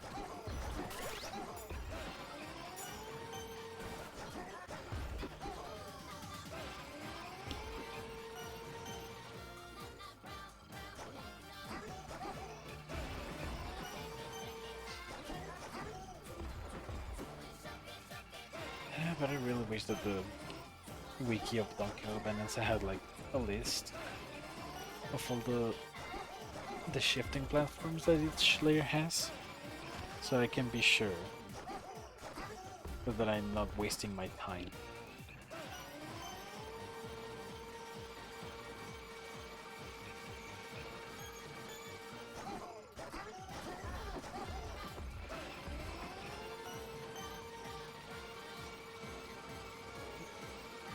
Outbreaks are so important, even and especially for entertainment. It would, definitely.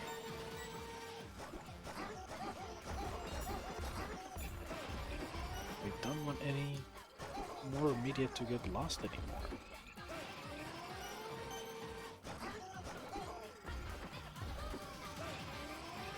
Just like that supposed 1995 build of Mario 64 that had Mel Blanc's voice clips as Mario.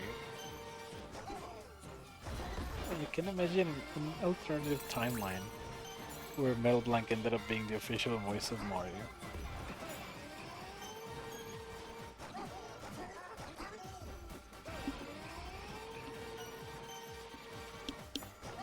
Ooh. Thank you. Hey, that was an awful impression, I'm sorry.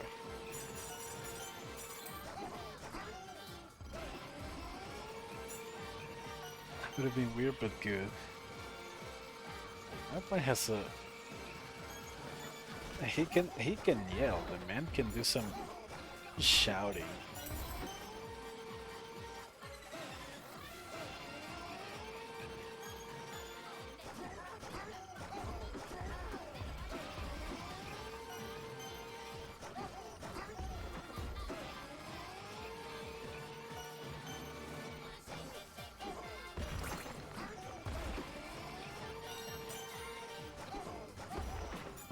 So this Charles Martinet will always be the goat, the good goat, yeah.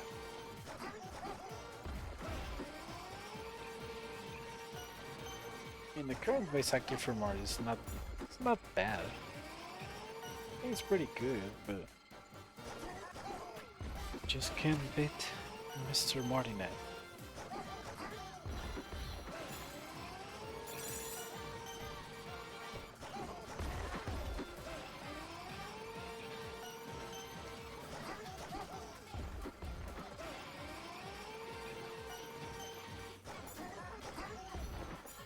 I think his best character though is Luigi.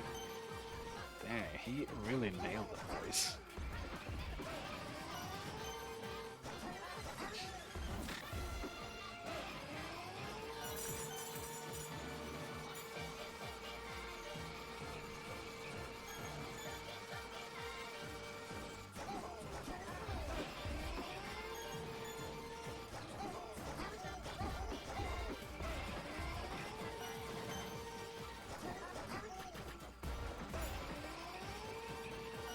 Shoot, wait, what time it is?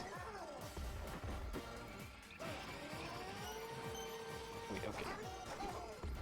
Gonna take just a little short break from the grind just to check on something real quick.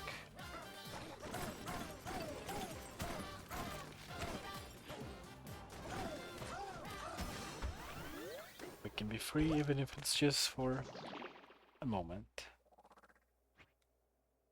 Back to the forest we go.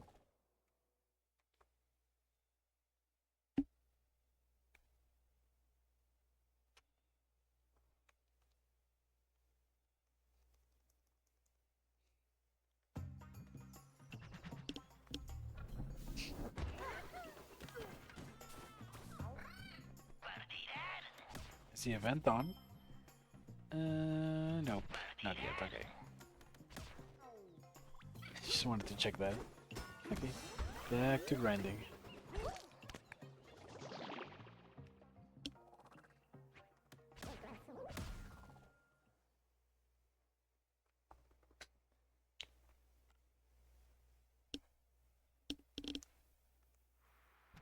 It was nice to get a few seconds break.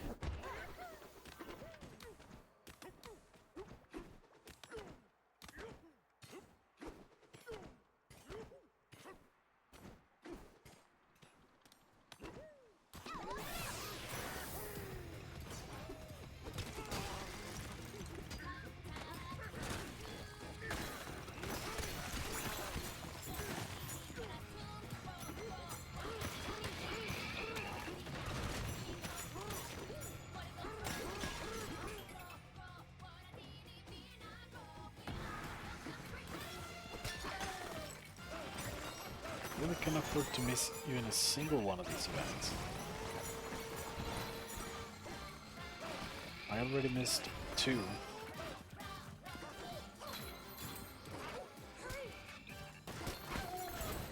Like if the events are like in WarioWare Get It Together, where they cycle each year, I'm gonna have to wait until December of 2026 this year to get all the statues from the events, which means technically I'm not gonna be able to truly 100% the game until December of this year.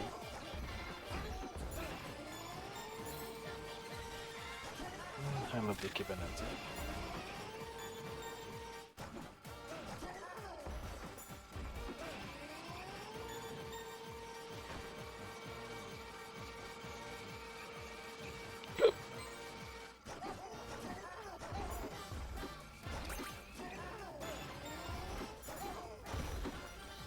I love Nintendo and I love when they never take into consideration people that don't get games at launch.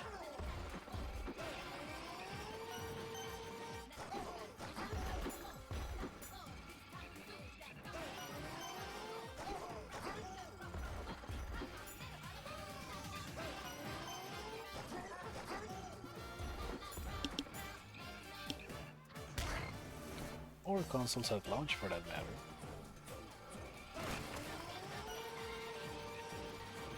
I have no idea why Bananza was not a launch title for the Switch 2.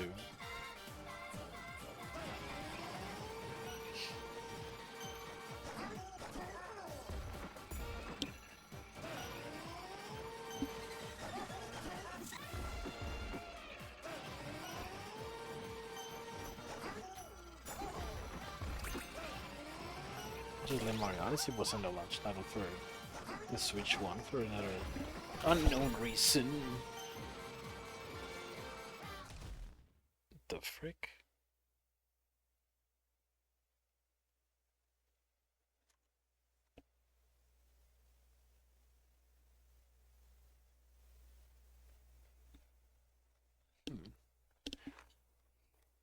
There was a mosquito flying around, but I'm not sure if I caught it.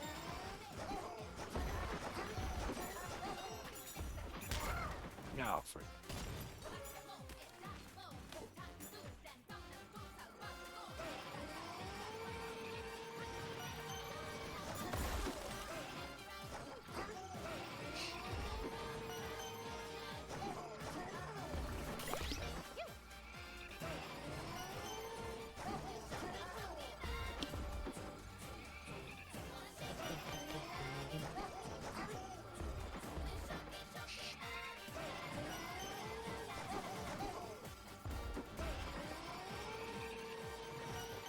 If it wasn't for the Digged neckerchief, this would have been awful.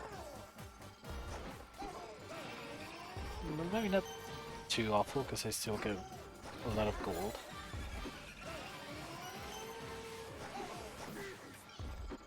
But the neckerchief makes it a lot better. Whoa, why did I turn into a snake?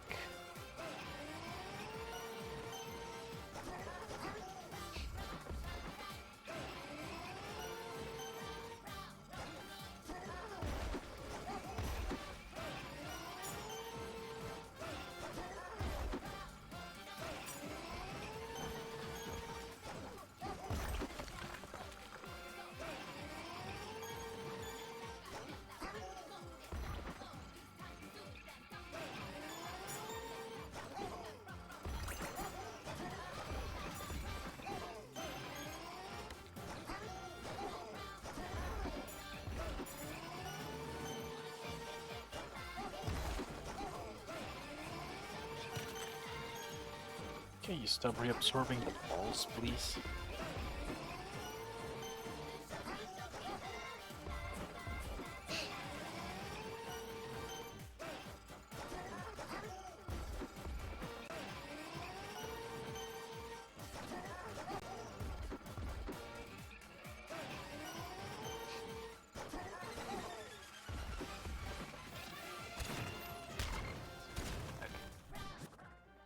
Do I have?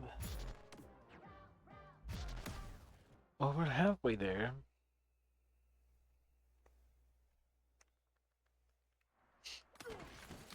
Did I really not grab a checkpoint? Oh my gosh.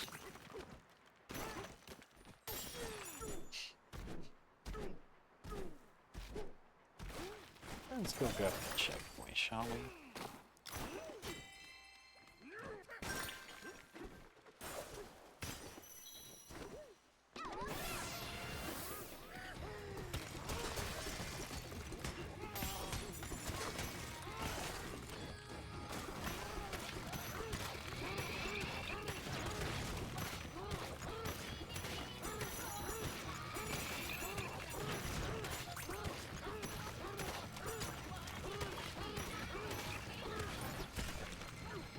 much do I get from the mud?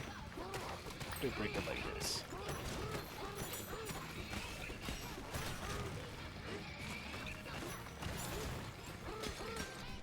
50,000 right now. Let's don't wait a little bit of it. Yeah.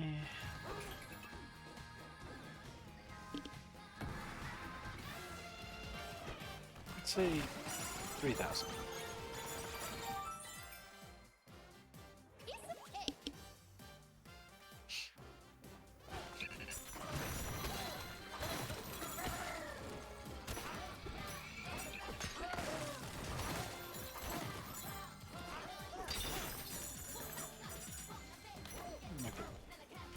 If I go all the way here. What am I doing? What the frick am I doing, dude? Dang, all the way here?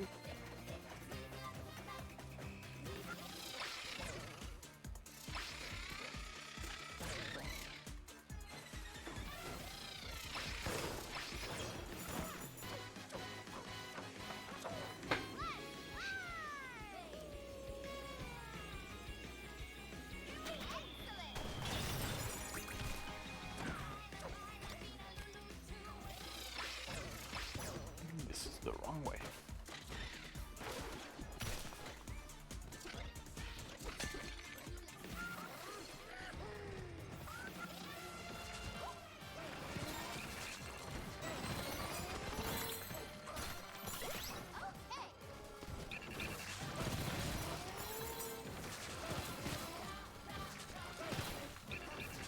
Down. Oh.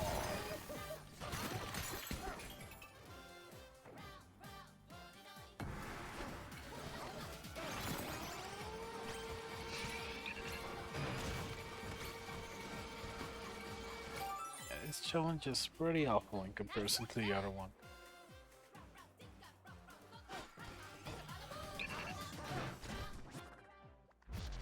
And this the other one has everything in the middle.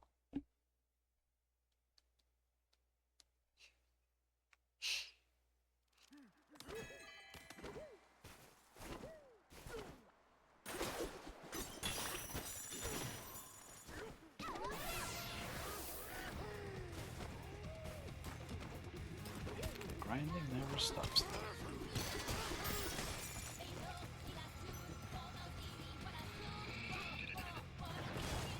Okay, hold up. 280.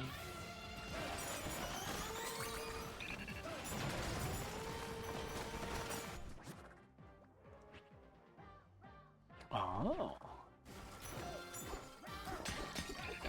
Wait a minute.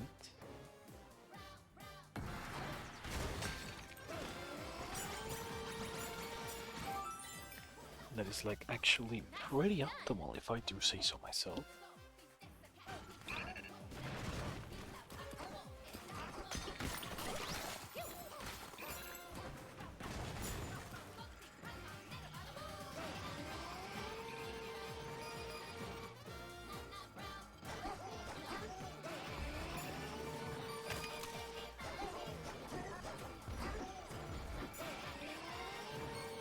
See, everything in here is awful,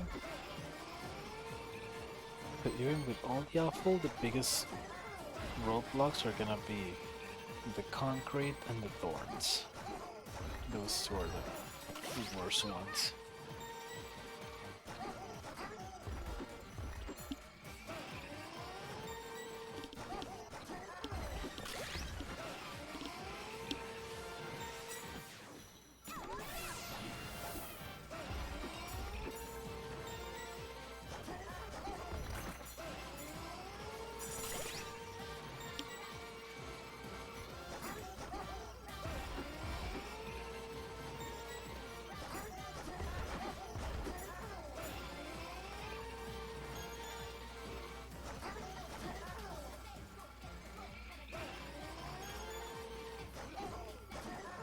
This didn't hit anything.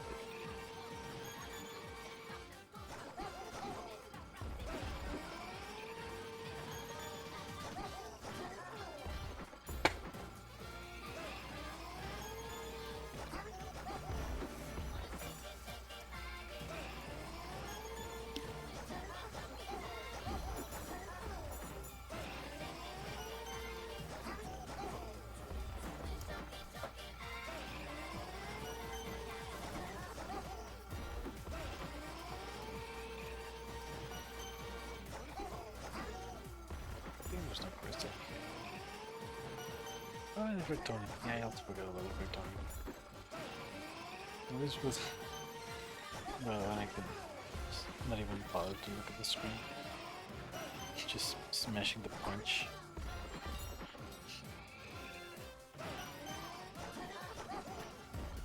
It's more than enough.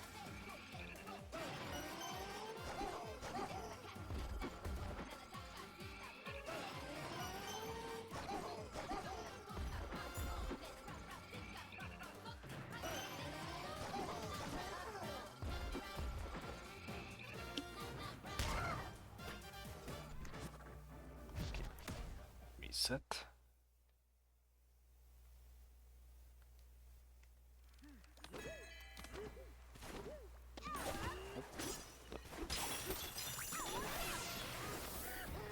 Almost wasted one good noise.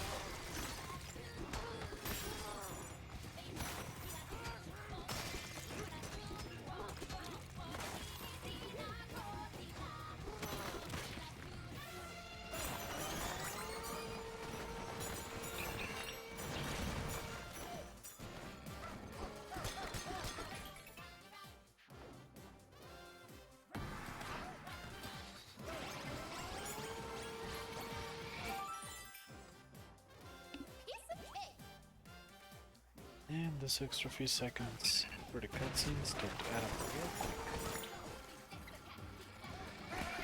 Ow, ow, no.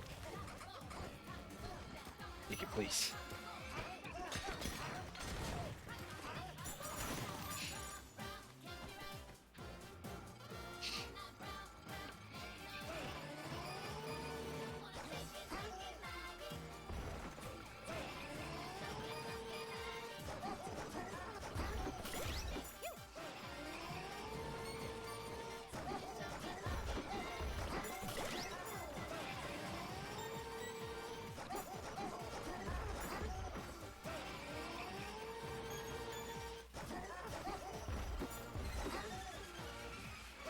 No, dang it, I didn't need to.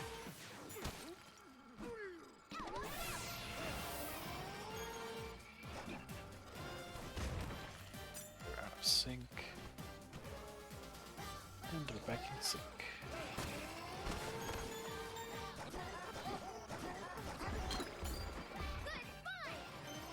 And an apple juice? Don't mind if I do.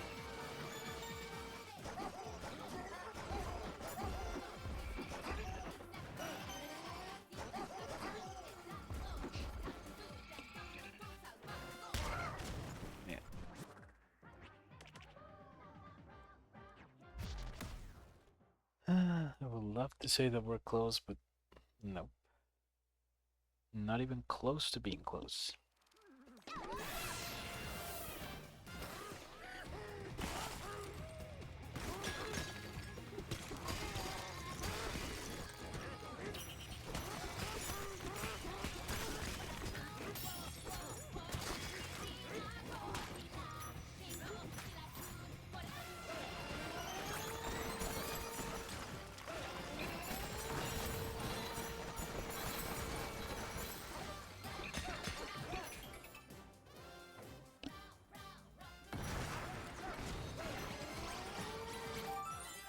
Really?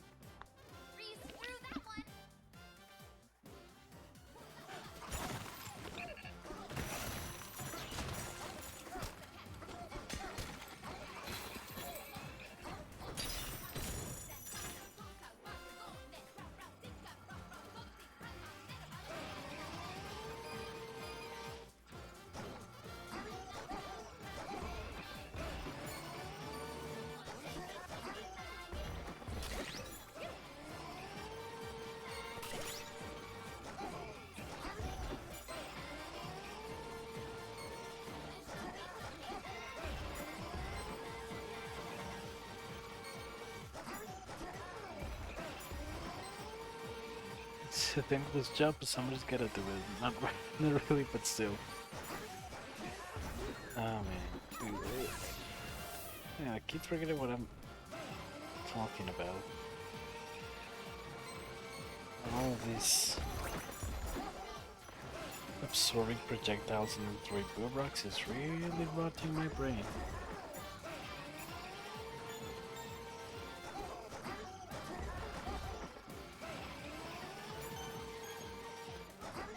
Whenever I'm doing this, I really need to have like a screen showing Subway Surfers gameplay and another screen showing Family Guy funny moments. And just for good measure, a third screen with some slime ASMR videos.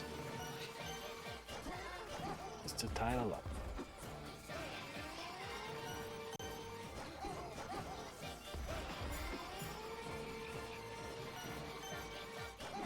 Oh, I almost forgot. A fourth screen with some Minecraft parkour videos.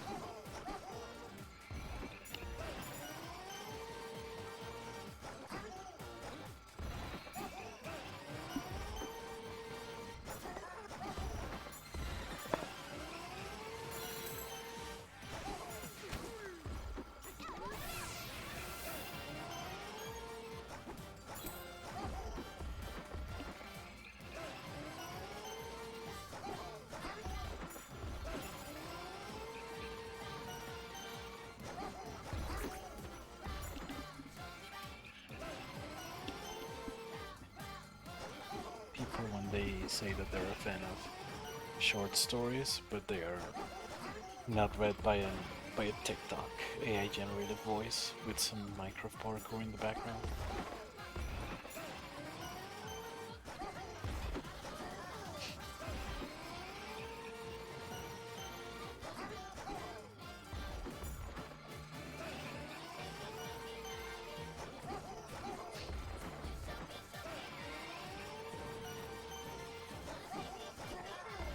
Oh, Mr. Elephant, why are you looking that way? The treasure is the other way.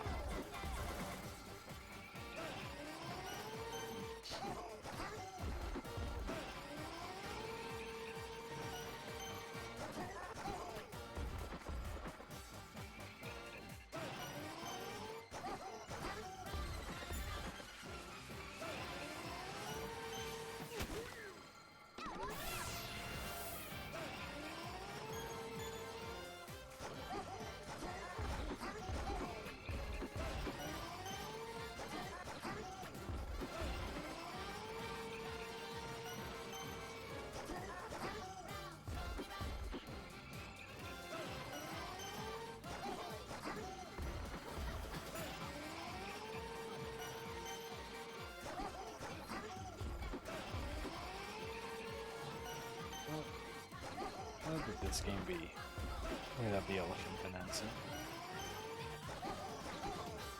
Can you even begin to imagine a world like that?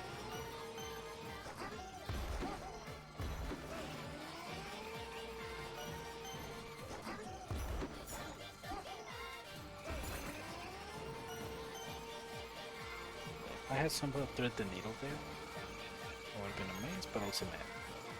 It's easy to find all the short stories posted for free online, but apparently googling a few words and clicking on a link or two is too hard.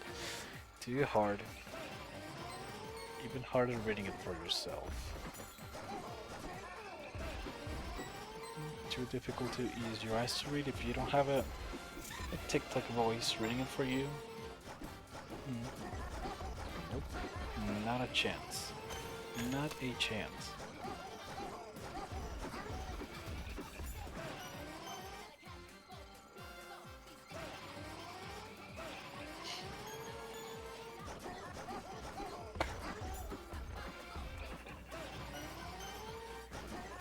Short story like I have nothing on the screen. Speaking of stories about robots, I really want to read a novel called Do Androids Dream of Electric Sheep? No, I really like sci-fi reads. The title really intrigued me. I just need to find the time, because it's not really a short story.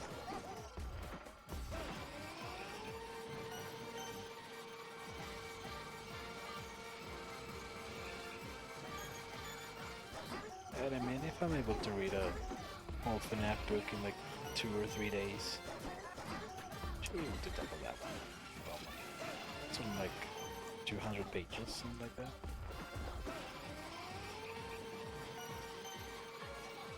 Constantly relying on other people to explain basic things to you erodes your mind.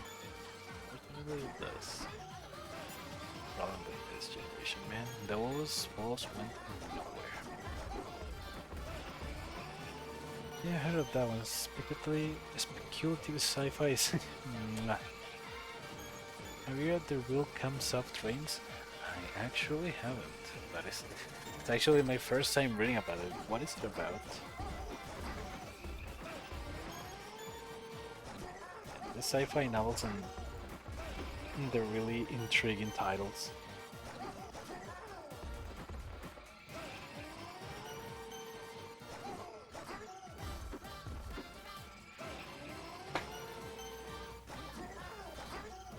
It's been a long time since I've actually like sat down and read a book.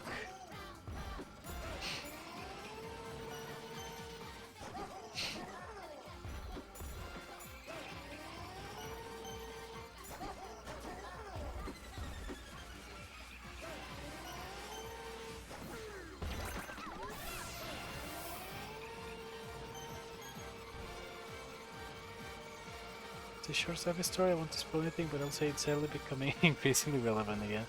But why sadly though? In a bad way? Oh, please don't clog it. Okay. I would accidentally throw a ball into the towers and I ended up clogging them. What the frick was that?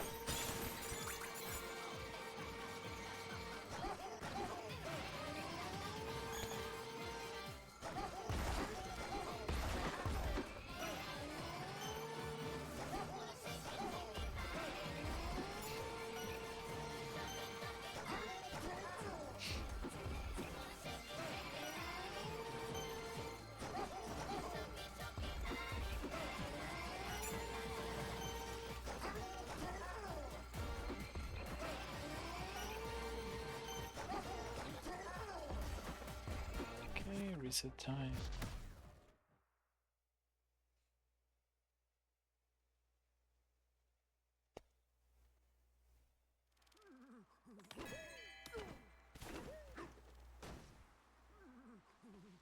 Dude. I hate when my hands get so sweaty.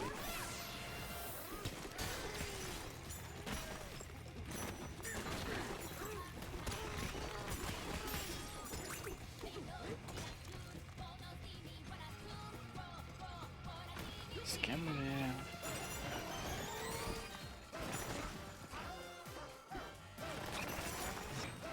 Why?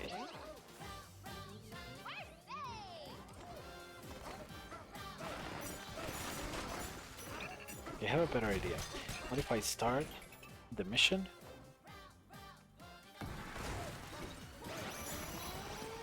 Then I hail it on the way back.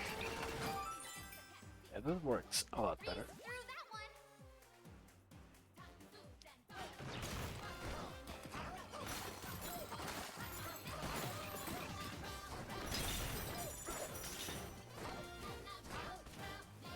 Oops.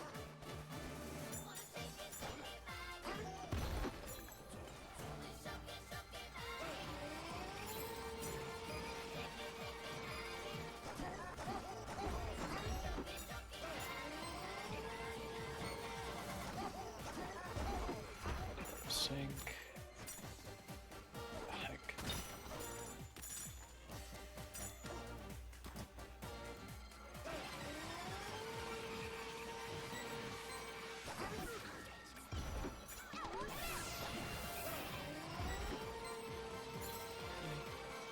It's only 5 pages and I just found it with a quick little search. If you look for it, please ignore the Wikipedia summary that instantly appears because it reads the whole thing. Okay, thank you. I will make sure to just completely skip the Wikipedia.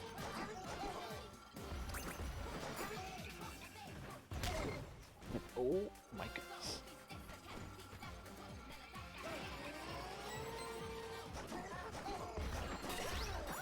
it's only 5 pages long, I can definitely tackle it up in a matter of minutes.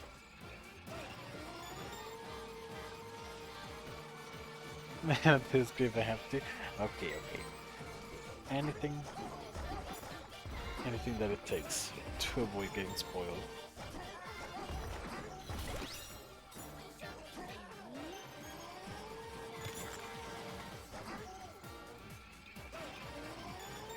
Had a lot of experiences researching certain things on Google ruins experience, if anything. What I mentioned before with the when we search a character and then the first result is name of the character, death. So many times, man.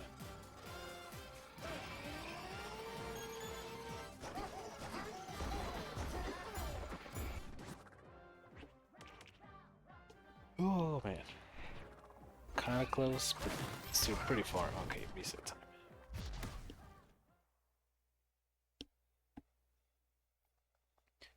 And I don't know how I do it, but I don't really like unintentionally get spoiled on things that I plan to watch or play or anything. Like for example, with the ending of Stranger Things 5. I haven't watched a single episode of that series, but I really want to start watching it. It's, you know, popular thing. I want to be part of the cool, hip and trendy kids who watch the show.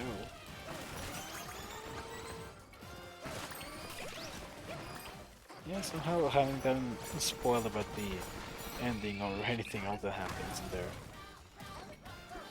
So I'm glad for that. Just haven't heard that there are a lot of people who aren't quite happy with the ending. Not sure why, not sure what happens on it, but I will find out on my own when the time comes.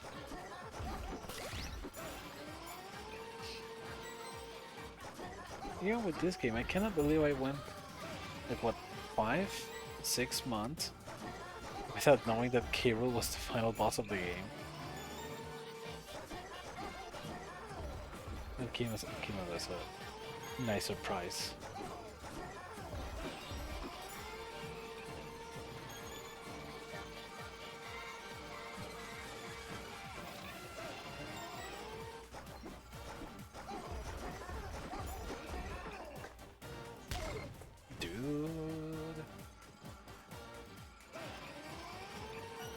I have no interest in watching it, but it brought Kate Bush's running up that hill back into the cultural spotlight, and I appreciate that. Yeah, that song that was really, really popular during the prime of the show.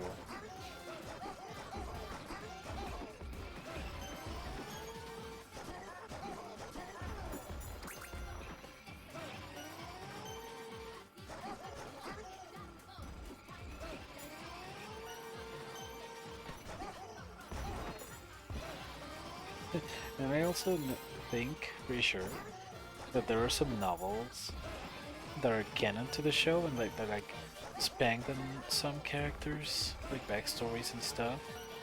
I was like, oh my gosh, it's like Five Nights at Freddy's. Except this time it's confirmed that the books are actually canon and it's not up to the interpretation of the reader to decide if the books are canon or not.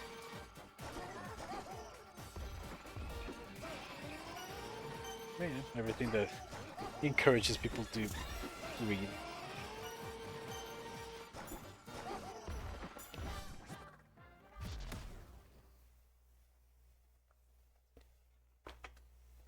Yeah, the only books, again, that are confirmed canon in Final Fantasy Freddy's are the interactive novels, and that's it. All of the other ones, it's up to you to decide whether they're canon or not.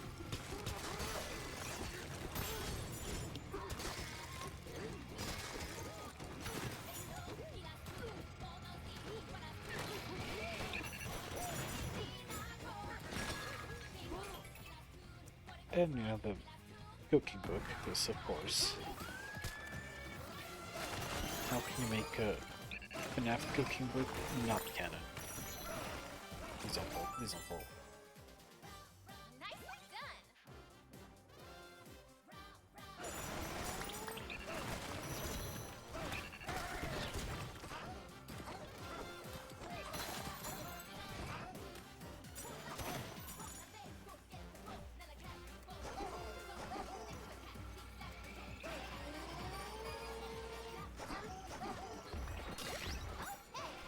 And no expanded universes or anything new, and they're great in their own ways. Unless it's which is always a possibility. I feel like that's the case for a lot of stuff. They're usually good, except for when they for when they suck.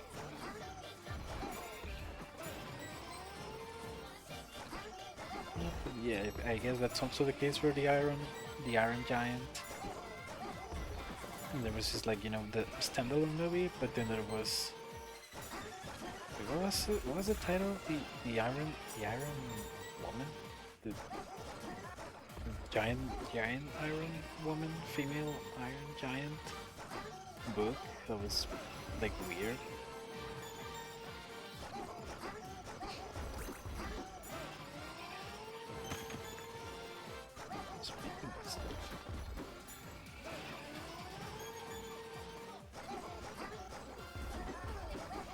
Oh, and the E.T. sequel book, that's also something hard to forget.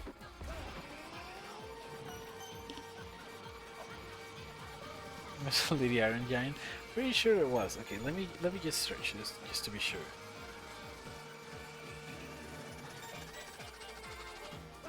The Iron Giant book sequel.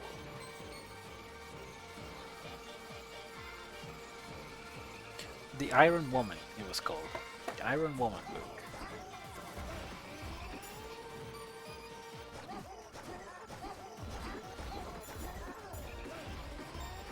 That's a thing that exists.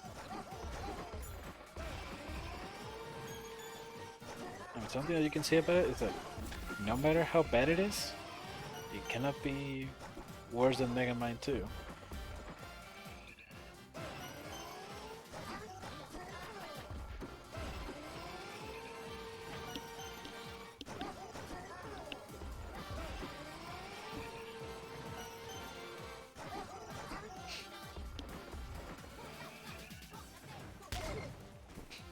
I think at this point it's pretty difficult to make something worse than Mega Man 2.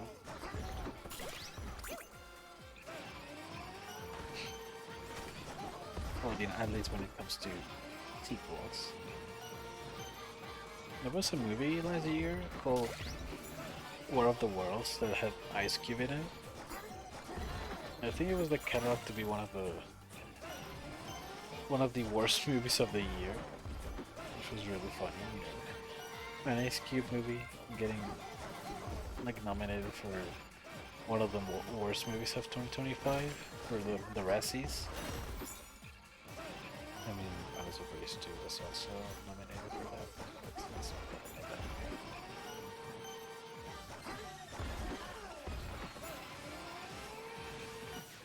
that. Oh shoot.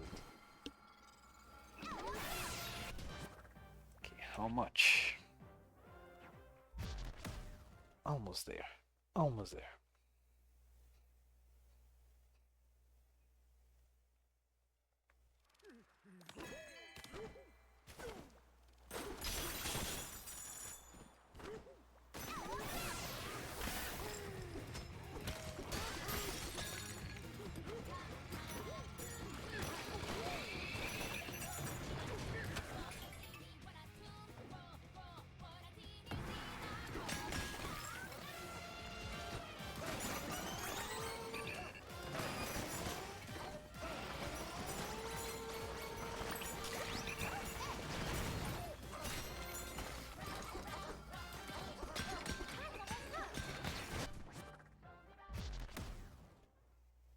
Worst part is that the boom rock and the mud are the easiest parts of this. When it comes to the concrete and thorns, that's what I'm gonna want to rip my eyes out.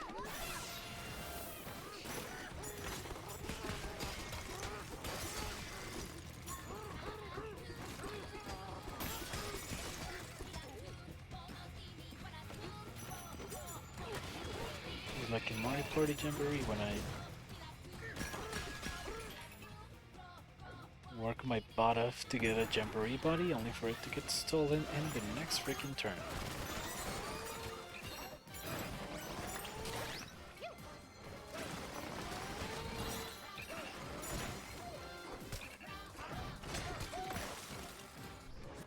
Oh, so that reminded me, speaking of Mario Party, reminded me of the DLC that Jamboree got called Jamboree TV that had like a Bowser TV mode with like mini games that use the Switch to camera.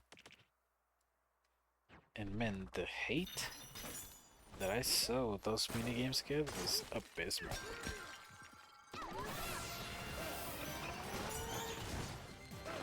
Like a lot of people, the good majority of the community, if not the entire community, agrees the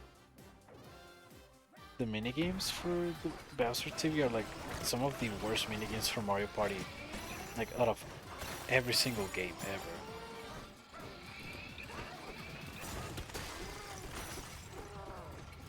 So yeah, I'm very glad that I didn't purchase the DLC or the camera, because so far Mario Party and Switch to Welcome Tour, they are the only two games that actually use the camera.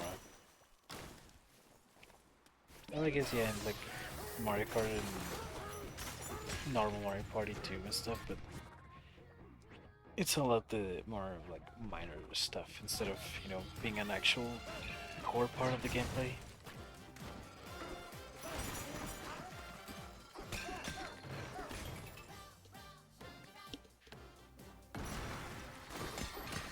Let's see, like blocking an entire game mode behind a paywall in the form of a camera.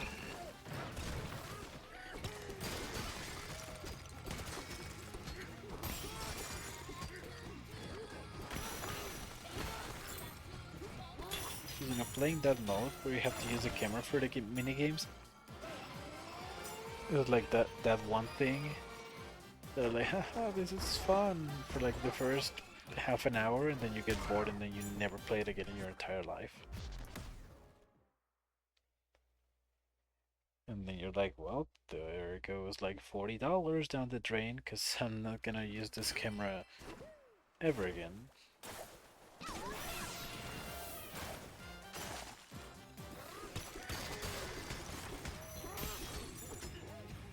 Although I did find out that you don't actually need a Nintendo Switch 2 camera. Like if you have the right USB adapter, you can use any webcam and connect it to the Switch 2 and it works just fine.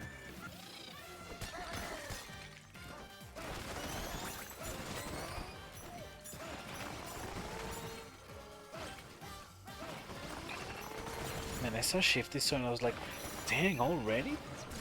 Then I saw it had 10,000. I was like, oh. That explains.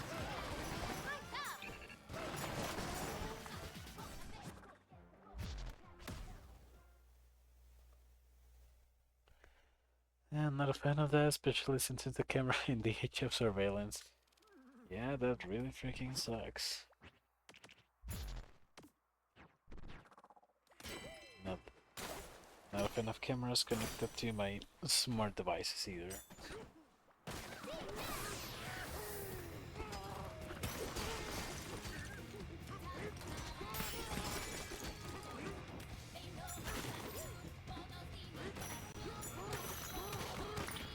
Something that I also hate about it is that you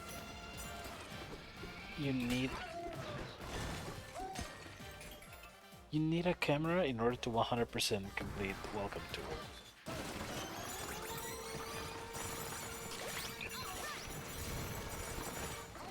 Like, it's paid to win the aspect that you are required to have a Switch 2 Pro controller and a Switch 2 camera in order to 100% it.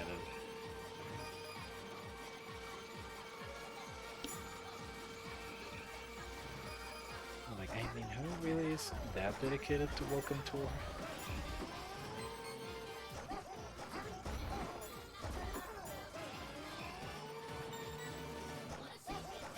Like, it's literally a tech demo that cost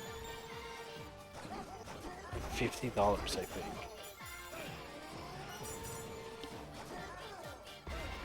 It's the same case for One to Switch on the Switch 1. It should have just been like a free game that comes with a console. You know, like Wii Sports on the Wii. Or New Super Mario Bros. U in the case of the Wii U. I think there were some Wii U's that came with that game.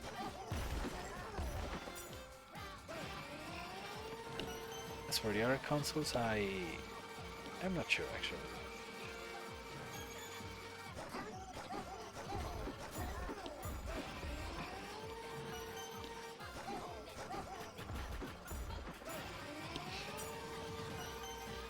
Wii Sports is goated.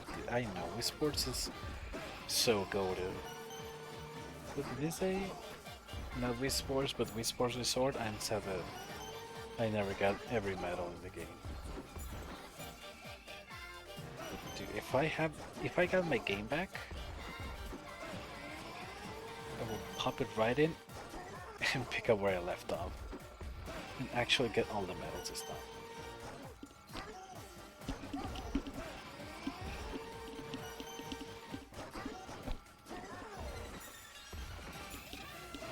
I remember the only champion that I wasn't able to beat was freaking Lucia in ping pong. She was a monster.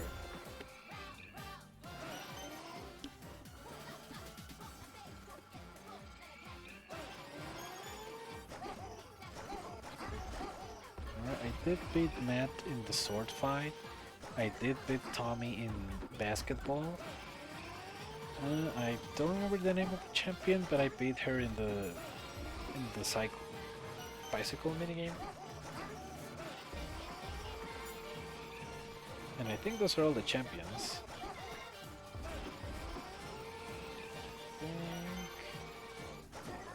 Yeah, I'm trying to remember some other, but no, I think those are all the champions. Were they 5? Okay, hold on. Now I need to search.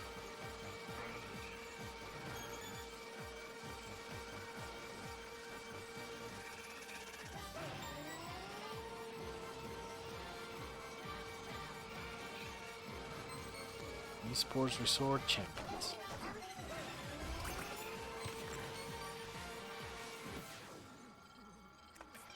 Oops.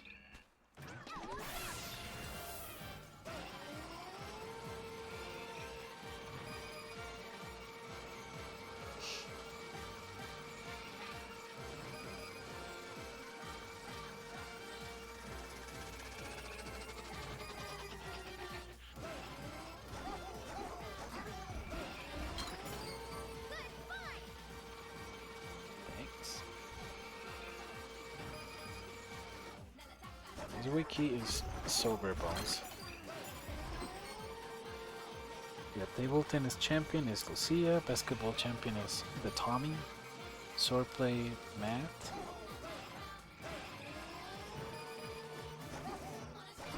the swordplay showdown champions is some randoms. And this wiki sucks. Doesn't even have the bicycle game champion.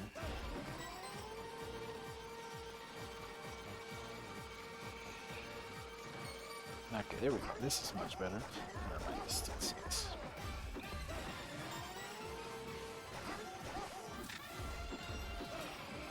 Why does Wii Sports not have a decent wiki? Oh, never mind, I found one. Okay, those are from Wii Sports OG.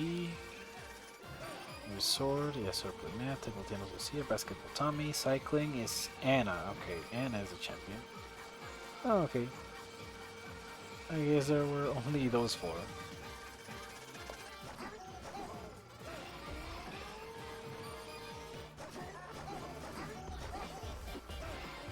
Yeah, I did beat all the champions except freaking Lucia.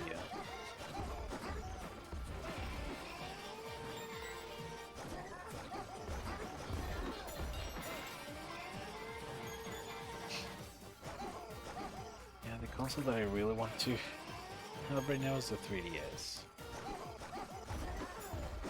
Just because there are the only two Mario games that I haven't played yet, New Super 2 and 3D Land. And all of the other games I can play on my Switch, all the other Mario games, except for New Super Mario Bros. Wii that I need my Wii U to play.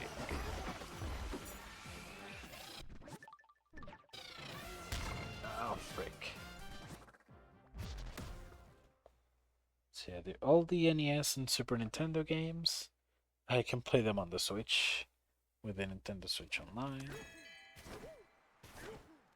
I can play Mario 64 and Sunshine and Galaxy on 3D All-Stars and Galaxy 2 on the Switch too. And Super Mario Bros. DS, I can play it on the Wii U, as well as Super Mario Bros. Wii, and Super Mario Bros. U, I can play it on the Switch as well, with the Deluxe Edition.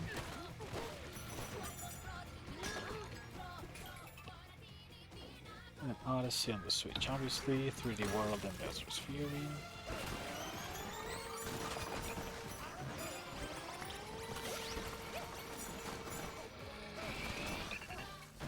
I have pretty much every single mainline Mario console game and portable game. I have them on either the Switch or the Wii U.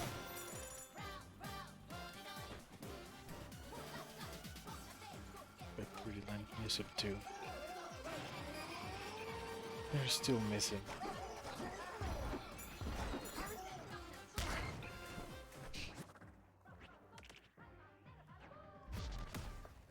And I'm also gonna have to probably hack my 3DS if I ever get one. Because how else am I going to access the DLC for the Super Mario Bros. 2 if the eShop is closed?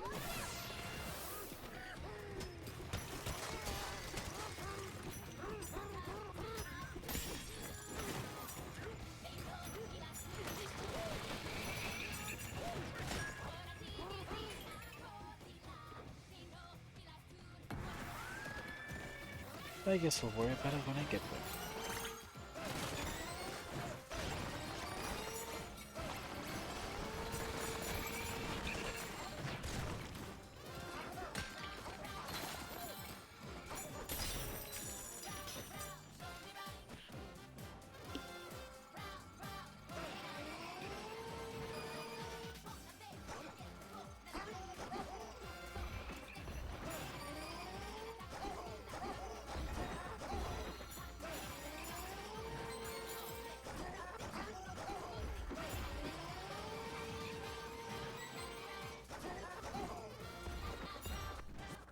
Almost there.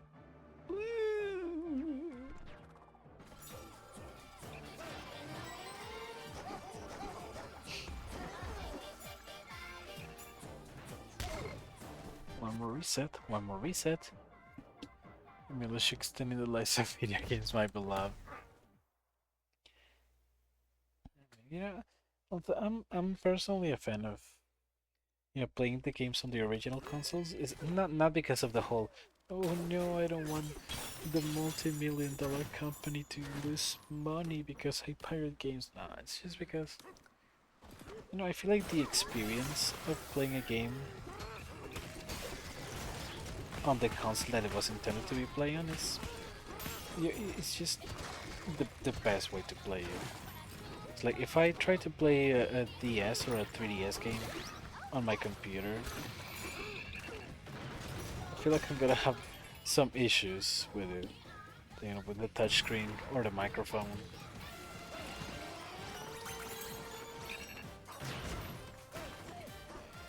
But mod has been done, and Boomrock is also gonna be done in a matter of 5, 4, 2, 1, and 0.5, 0.25, 0.10, 0.7, 0.05 0.01. Okay, what's going on?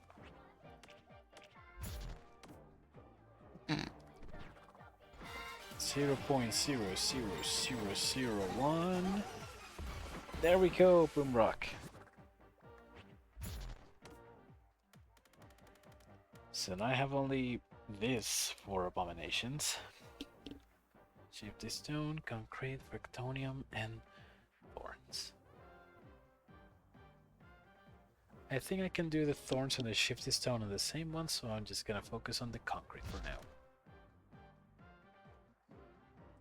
Absolutely, playing games on original hardware is awesome. Hard agree. I'm in the process of replacing the batteries in my old Pokemon cartridges, all the while having that emulator on my phone to indirectly play the game I'm fixing. Like Pokemon Inception. But yeah, I definitely playing games on original hardware will always be goated. The angry video game nerd sister himself.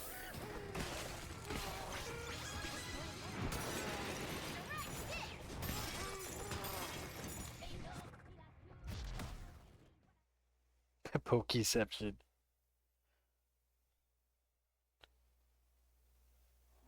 Not the Pokemon.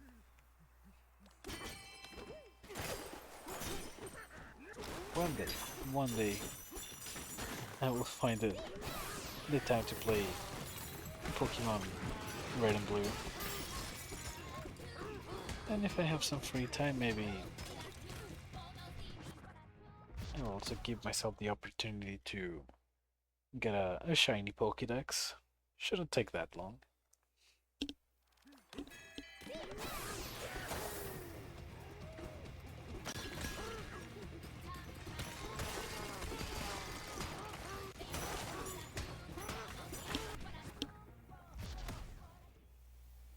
Oh, if I can punch these two fractons on my way to the concrete every time, that should save me a little bit.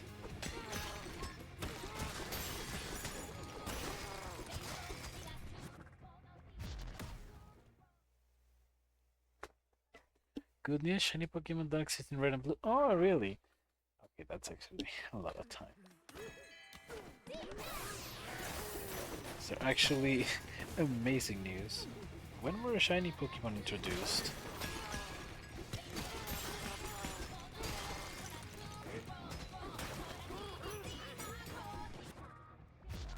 See, I do remember they were already in Pearl and Diamond, but I don't know if they were before that.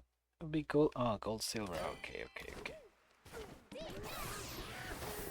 So if after Red and Blue I want to continue,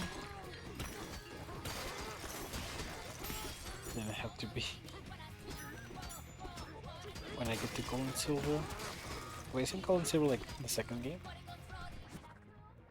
That's where I have to start my shiny Pokédex hunting.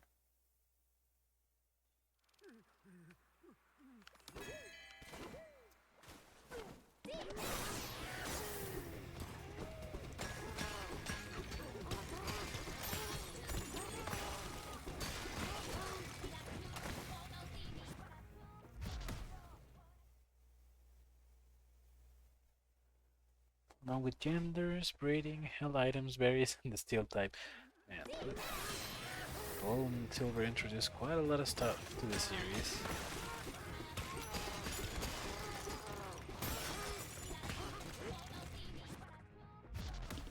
Yeah, gold, silver, crystal, or Gen 2. Ah, I see. If I ever do get down the rabbit hole of playing every single Pokemon game, even if not completing the shiny Pokédex, I'm intrigued to see what generation is gonna be my favorite one.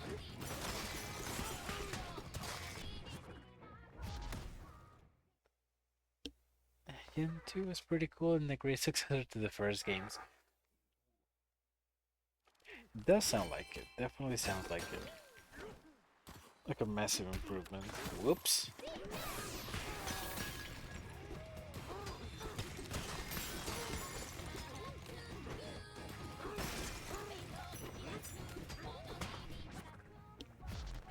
hesitate to ask, but would you go for a regular shiny dex or a live shiny dex?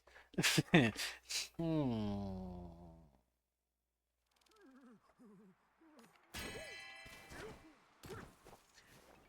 Actually, like, can you tell me the difference? Because I might be, and maybe I'm too something else thinking. Whoops.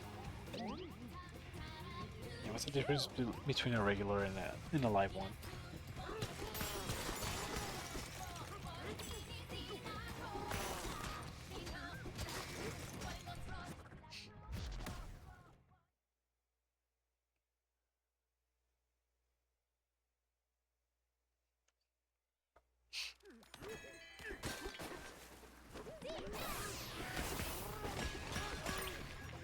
Please don't. Oh my gosh, why? Why does it have to be made of eyes?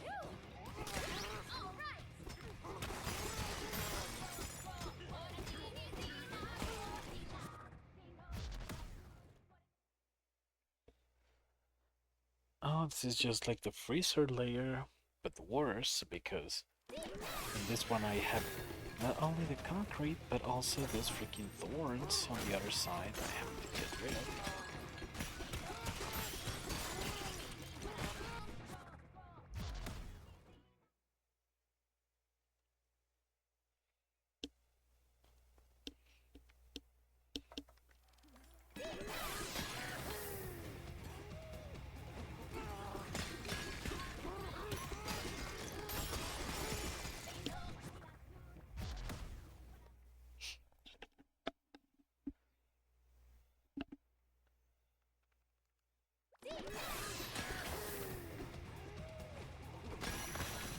Do I survival one more time? Why did you put me all the way up here, dude? Why did the guy not respawn? Regular, you hatch a shiny Bulbasaur, evolve into Ivysaur and then Venusaur. That completes the evolution in your family. Live, you hatch 3 shiny Bulbasaur. One stays as Bulbasaur. Once you evolve to Ivysaur, then you evolve to Venusaur. That you complete the family that way. Probably the live one. Whatever makes my life harder. Yeah, I didn't know there was a difference like that. Yeah, I was thinking of a completely different thing, so thank you for clarifying that.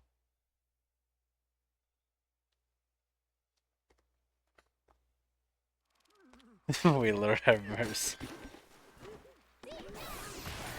And when I get around to playing Pokemon games, I do wonder if I'm gonna change my favorite Pokemon, which I don't even know anything about.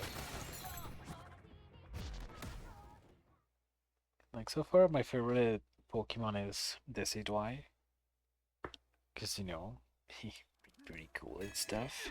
And it's like, you know, Archer and Masked.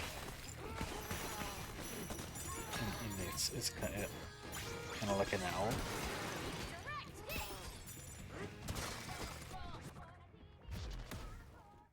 But aside from that, I have absolutely no idea about what he do.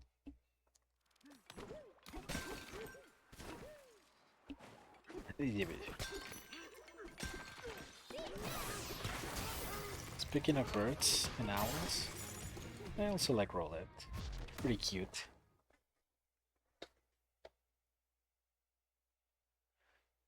This is pretty cool, and Burb. Burb is wonderful. Everything that has to do with Burb is automatically super goated.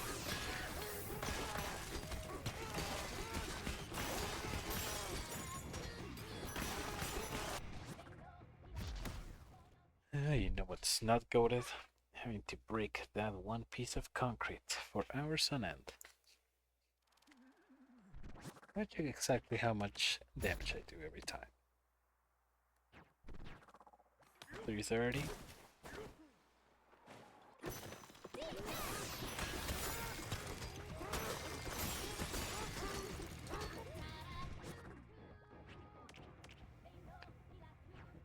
Oh, that's nothing.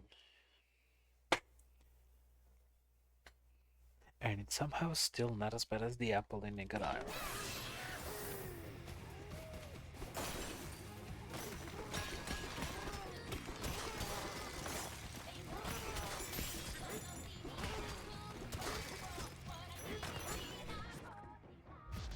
I love that whenever I reset the terrain and I respawn, the first thing I see every single time is that Fracton saying, "That was exhausting." Yeah, you can say that again, pal. This is really exhausting on the mind.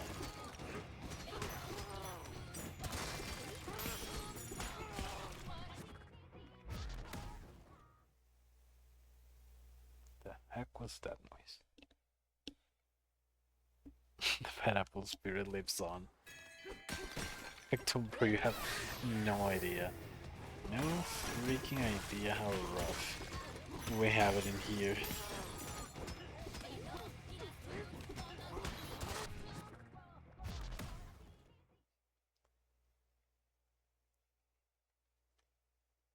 Man, it reminds me that one streamer, Smash Play, I think it was called Leffen,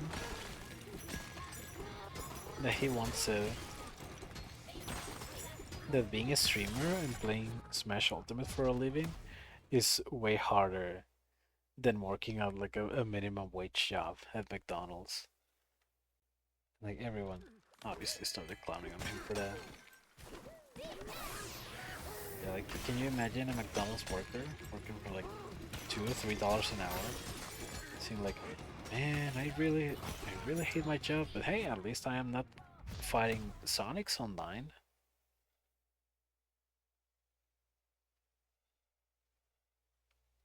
At least I don't have to sit for like 4 or 5 hours a day fighting Steves on Smash. Oh, some people have it so rough. This guy sounds deranged. Oh, he is. Pretty sure he's like one of the most hated players in the Smash community. Both from Smash Ultimate players and Smash Melee players.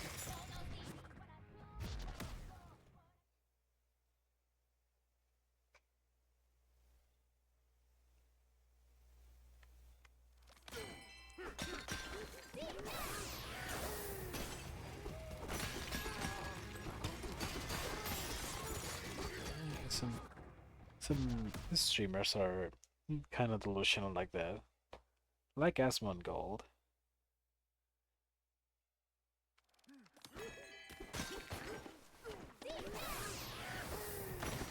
Like when he said that Asmon Gold did like went like 3 months without showering because for him the like dirt and all the like the dirtiness around his body created like a protective barrier around his skin.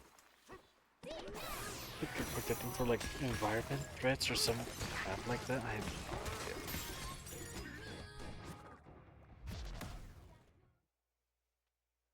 idea. It was just like some nonsense like that. That guy had his room look like a freaking dumpster. There were like rats and cockroaches fighting for ownership of his house.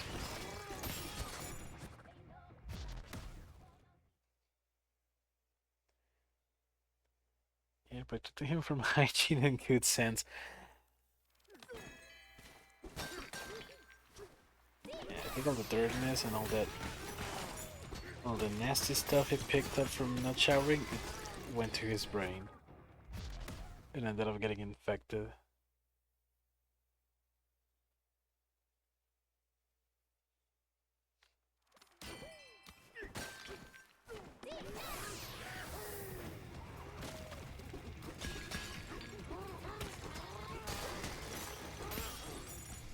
I feel bad for his mom. Oh, me too. I just really don't understand how people can have like their room get that dirty. Like, oh my gosh, can I please stop falling? Like they have all like trash and envelopes and plastic cups and like cardboard boxes and packages and all stuff laying around and unorganized. Like if I have an empty cup in my room, I already feel like the nastiest person ever.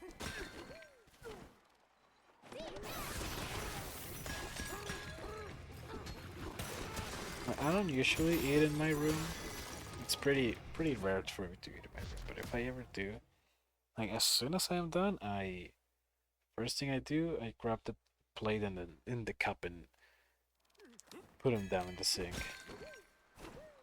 Because I don't want any nasty cockroaches entering my room.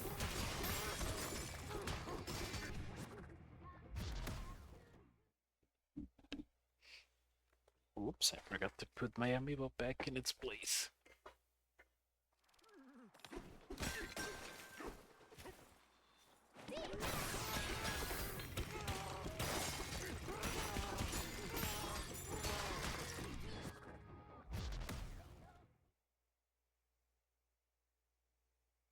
Yeah, because you have more than half a brain in your head. Some people aren't so lucky. Oh, for them. For them.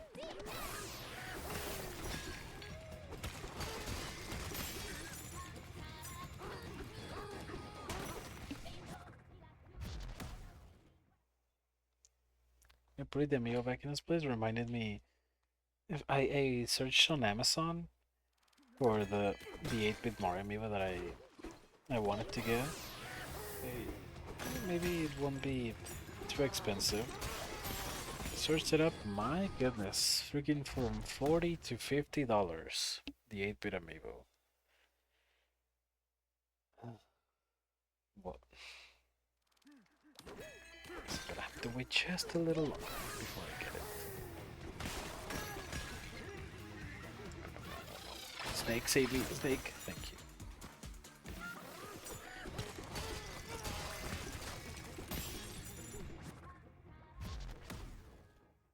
Did I look on Amazon? Yeah.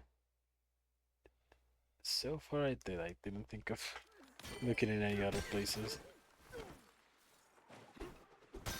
That's usually my go-to place when I want to look for anything that has to do with games. So it's always like my first and most of the time my only option. Do you think there's another place where I can look that can be at a cheaper price?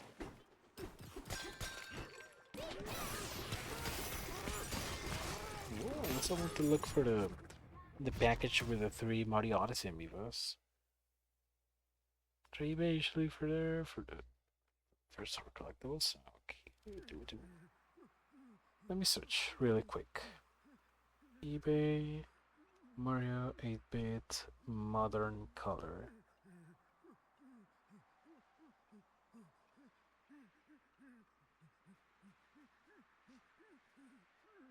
Holy! It's actually not that bad.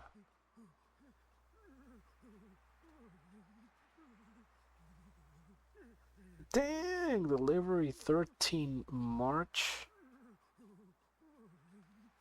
Has some pretty good reviews though. And it's only, that wasn't $20. Yeah, you were right. There are some cheaper options in there.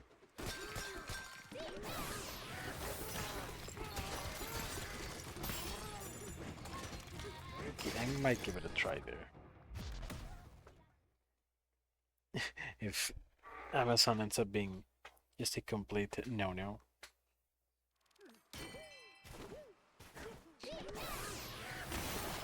Just a... Oh my gosh!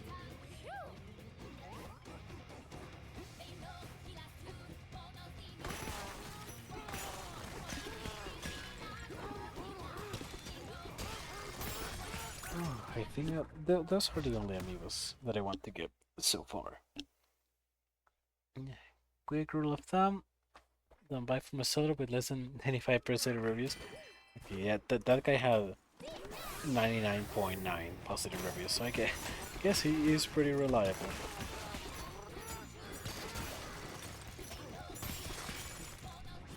Yeah, I'm also pretty picky when it comes to the the, the reviews. And like on Amazon, anything that has less than 4.5, I'm already skeptical about it. Maybe it won't be too good of an idea. There from here.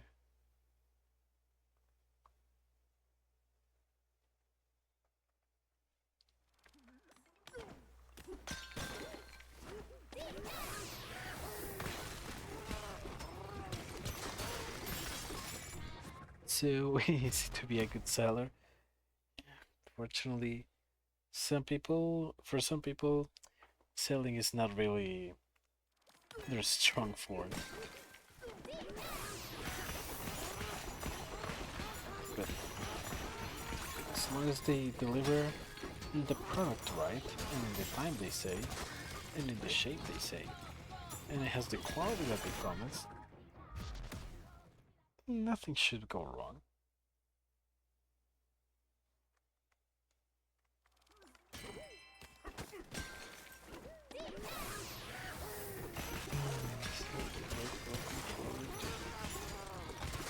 What am I expecting? Was something from an 8%er once and got ghosted about the same thing from a 97%er. It was mailed the next day, even though it was Sunday.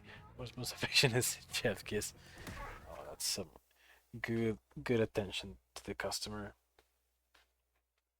But yeah, getting ghosted is the worst thing ever. You're trying to buy something.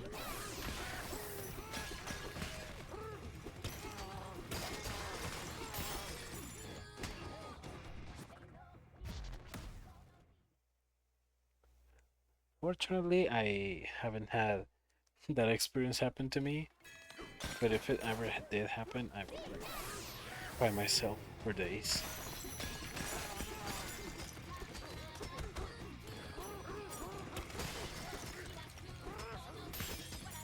No, it's kind of the same when I was looking on Fiverr for some artist that would do the thumbnails for the video for Friends of Freddy's. That will come out any day now. They had like 4.9 in the reviews on average. And like over 5,000 reviews. So I was like, wow, okay, this guy has experience. Okay, I don't think it's a guy. I think it's like a group of artists.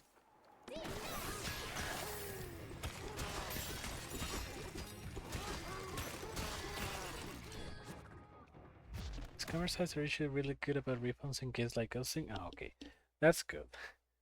That's good that there's like warranty, not a unit. Because I remember I bought something from an artist that had, I think it had like 3.8 in the reviews. It was like, okay, it doesn't have the best reviews, but I mean the art is pretty good, and for the price, it's very accessible for me. So I contacted them and I gave them like the draft, all the details and stuff.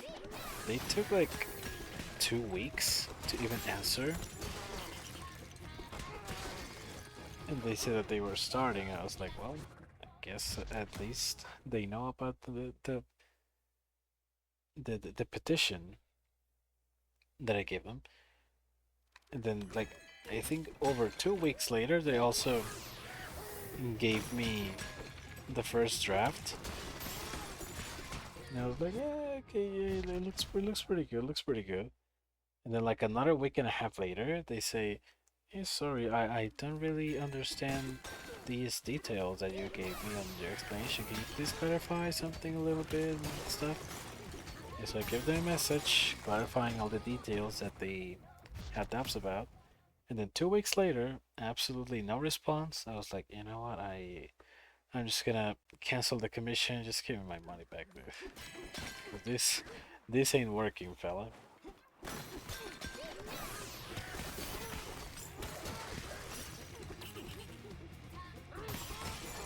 It's not you, it's me.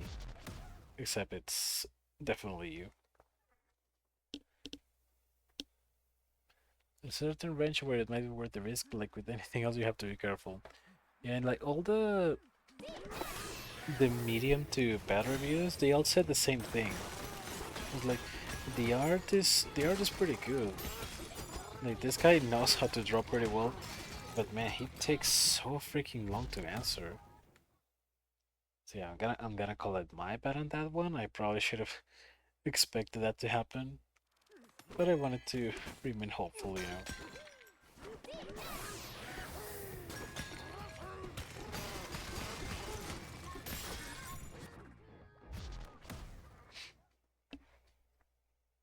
Consistency is key.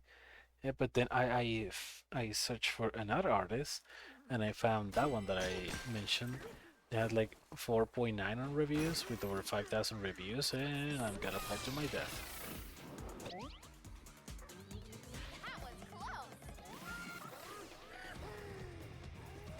Man, it was unbelievable. Like I sent all the draft that I did and all the little details and stuff. I sent it around like 7, 8 p.m. And then on the next day, around 7 a.m., I got the mail and it was the whole drawing, like already finished, like the coloring and everything already done. Like, man, wow, these people work fast as frick.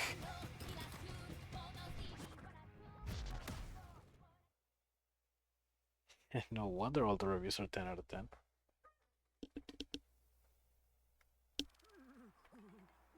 4.8 stars with 5,000 reviews means this person had exactly one bad day in their entire career.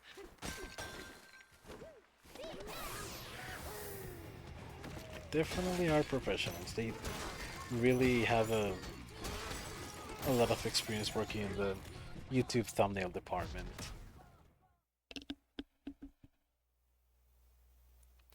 Cause like they even did the little detail that all the art thumbnails do for some reason to attract more views, which is drawing a little white outline around every character that's on the thumbnail. I don't know why that attracts views, but apparently it does. I mean, they did it on my thumbnail without even me asking them to do it. So thank you so much for that.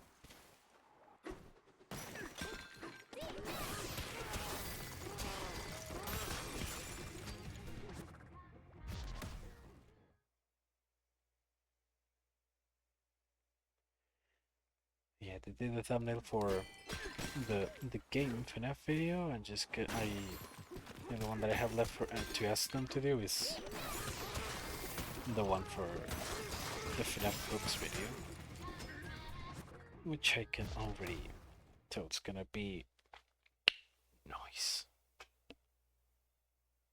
But first, I need to draw the draft on paint myself. Before no, oh my gosh, my balloons, dude. Freaking balloon almost dropped in the void again.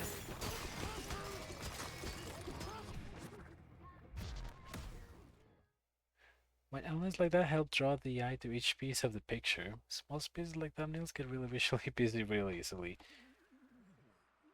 I hadn't even thought of that way.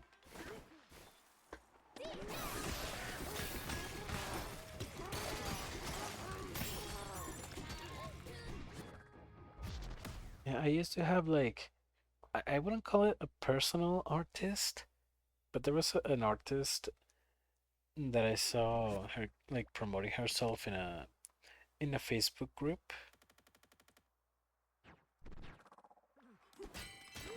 She was doing commissions for a very, very, very affordable price for me.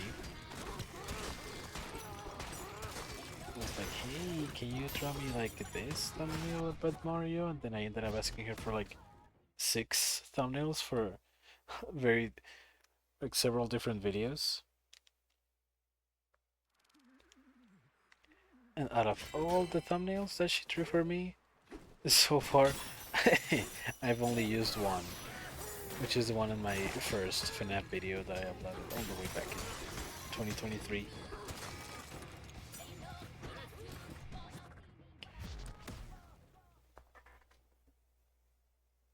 She became just a commission source. Indeed. And I became a trusted income source as well. Yeah, well, she was in the middle of drawing the. Yeah, first I asked her to do the thumbnail for my second FNAF video. But on the middle of it, she ended up. Actually, it was exactly when I messaged her about the. Hey, can you please put this white outline around every character? You know, just to make it more visually appealing for all the YouTube hip kids.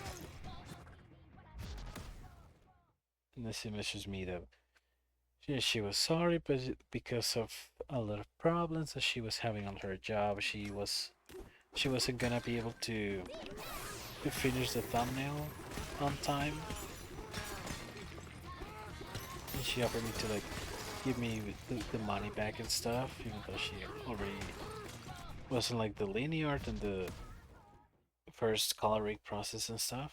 I was like, you know, it's fine, no worries. You can give me just half of my money back since you already put a lot of time into it.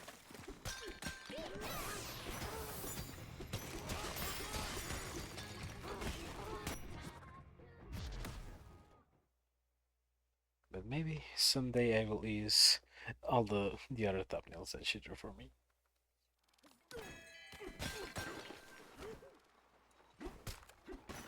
What of them be the ukulele one? Dang it!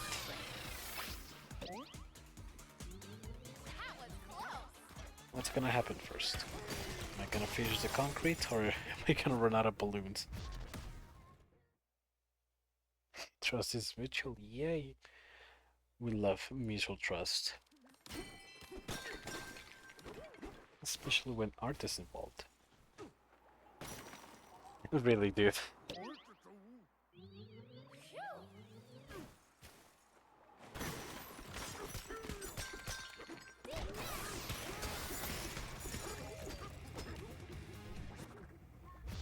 Okay, you know what? Time to take a break from the concrete.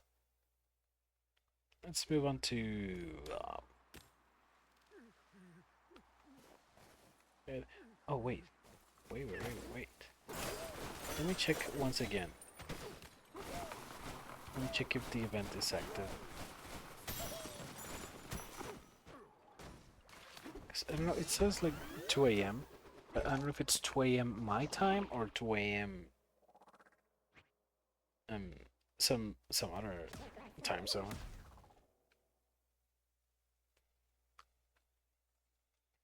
On the forest event.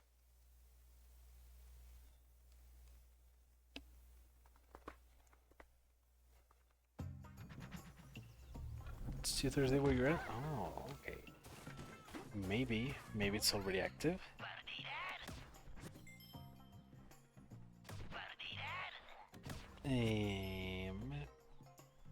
That's going to be a no. Okay, time to climb a little bit more. Let me in. Let me in.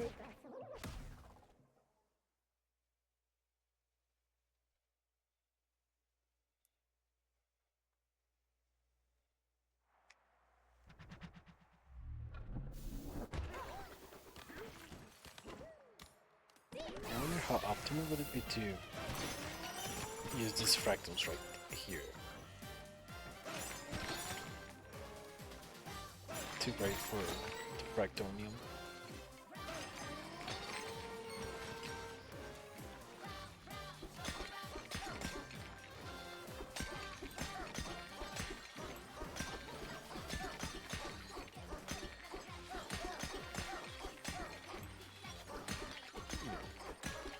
Already seems pretty optimal.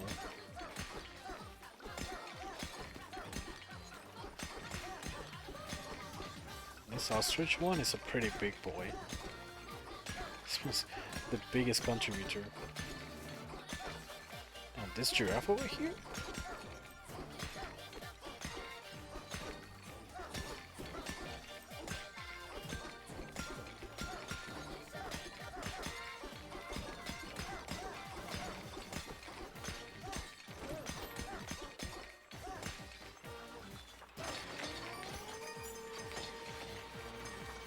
Oh, wait a minute.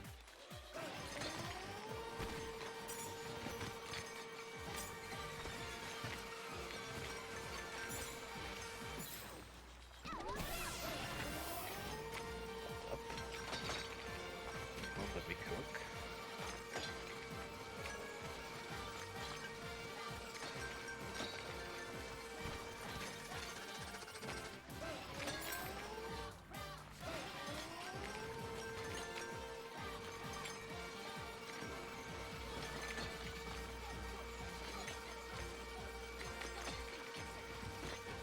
Oh, this seems pretty optimal to me.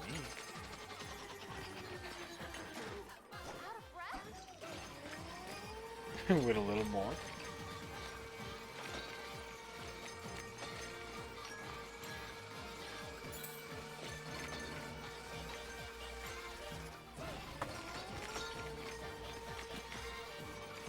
Optimal strat on that? I think so. I think we might have found the optimal strat for the fractals.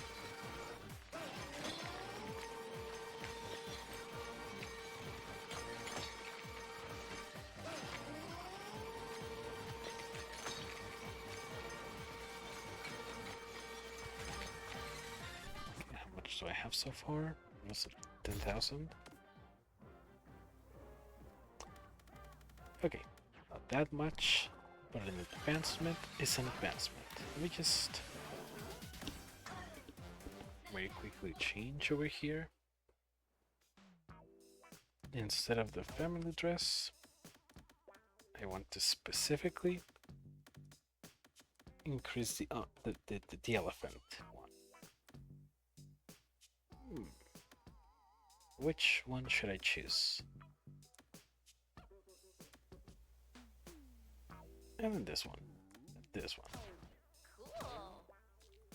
I like the parasols referencing the DK arcade.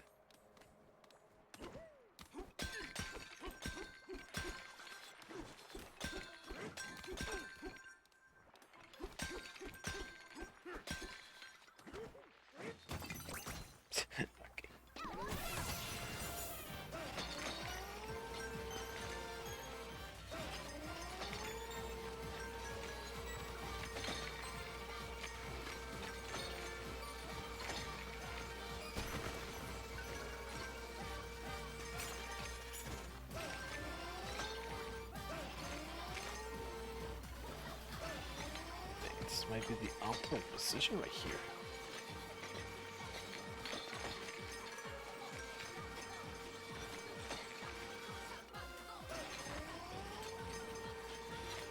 So now I can enjoy my time as an elephant with 80% more time instead of 60.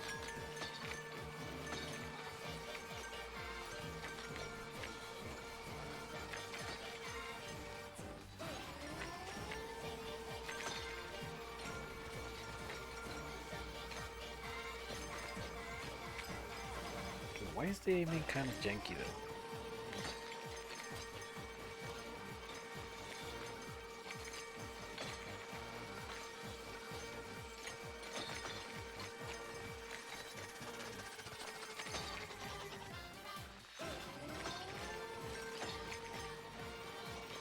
So cute, oh my god. I know the outfits in this game are the most adorable thing ever. And for Donkey Kong too, he can be cute in some of his outfits. Pauline definitely takes the spotlight though.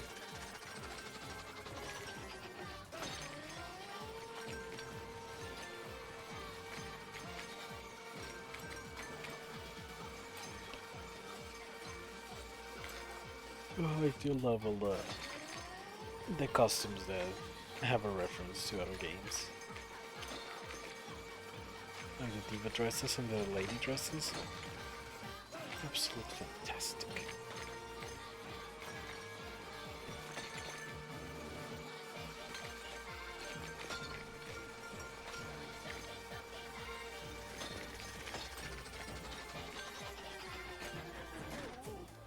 Okay, What would be the difference if I punched them instead of inhaling them? Not much, if I had to guess.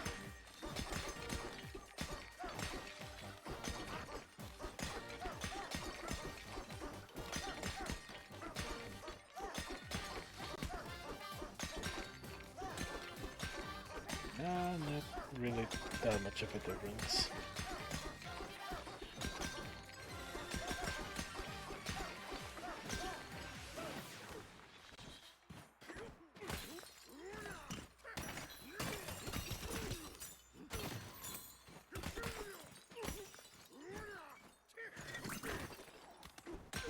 At least I can get the banana energy back like that.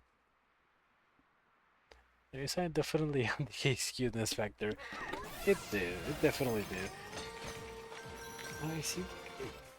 I saw a lot of people saying that they didn't like the redesign because it made him look a lot goofier and not as serious as he used to. I don't know, in some aspects I feel like DK's whole design make him look even goofier than he does in here.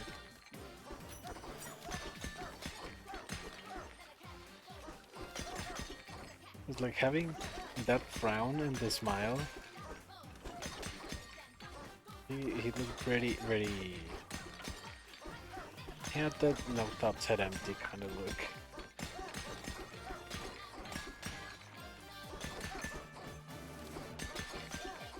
But in general, I find him a lot more adorable in this game.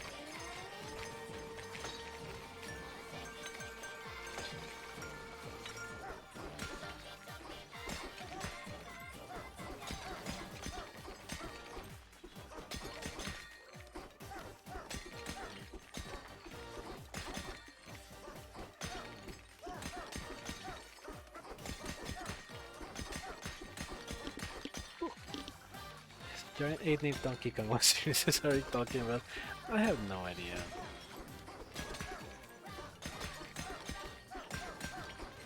Like Dicky, in my opinion, Dicky was always meant to be a goofy character. Why they always want seriousness when it comes to giant monkeys, I think, something like that.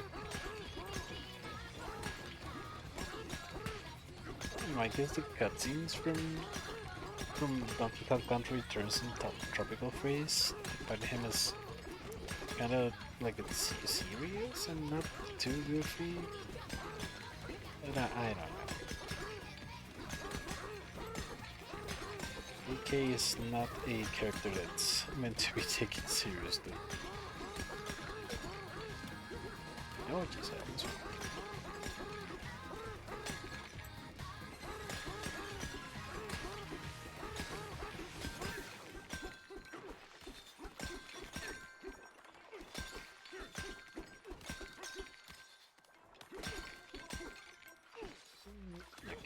To grind more.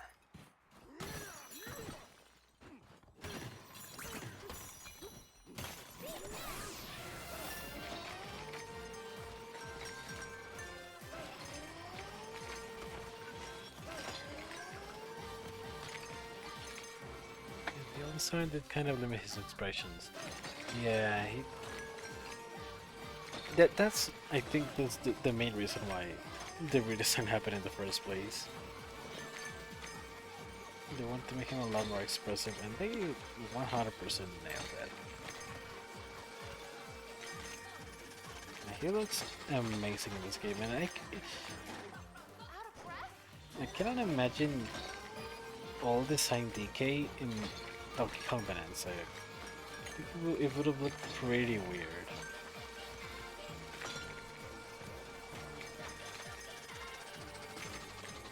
I saw like a few pictures, like screenshots of Bananza that were photoshopped so that Dicky had his old design.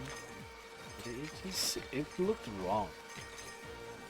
Definitely looked like it didn't belong here.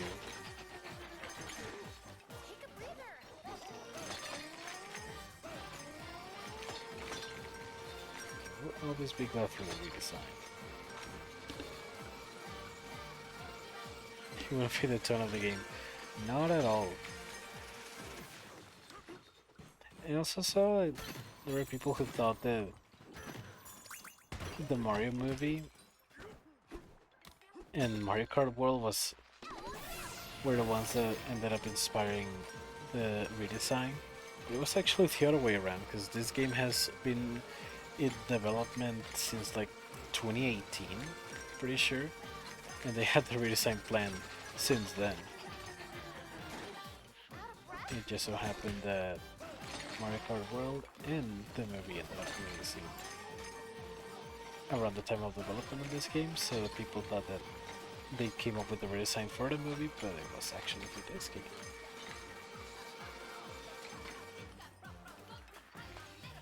Oh, this isn't the cave Rapera Donkey Kong, this is Bananza. Come on kids, get with it. You have to get with the times. And sometimes changes are for the better. You can't get stuck with the same thing.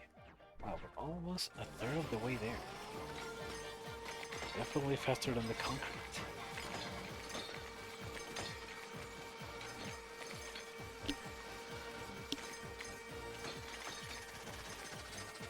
So the DK rep says a naughty word. It says the H word with the 4 letters. How could Nintendo allow something like that in a kid's game?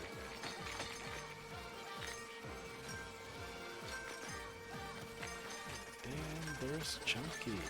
He's dead.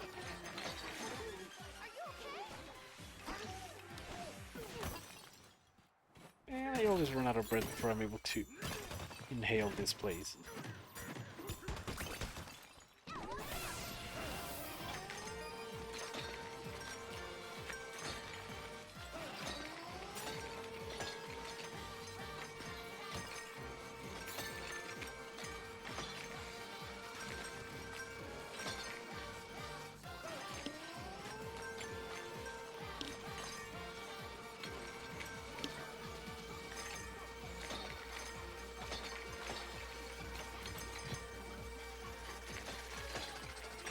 Okay, you know what? Let's take a breathe. Let's take water from these guys. And let's go grind some thorns instead. That should be fun.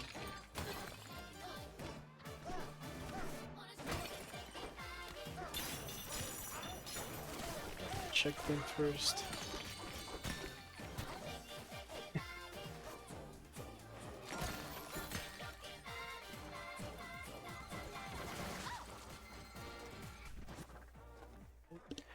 Nintendo should know better than to put 4-letter words in their games like hurt. Nintendo, they're gonna traumatize kids.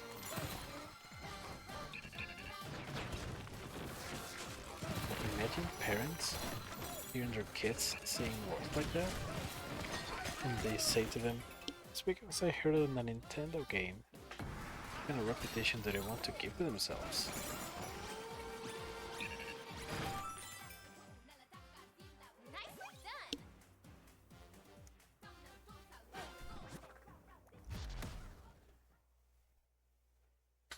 Okay, let's see, how many cubic meters of thorns do I get each time?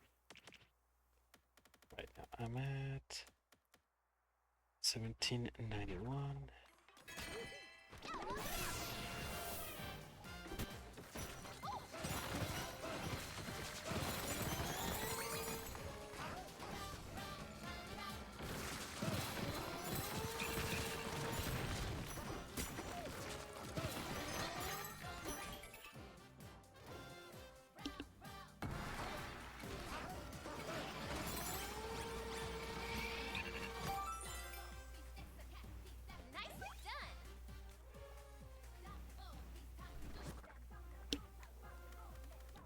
Now it's...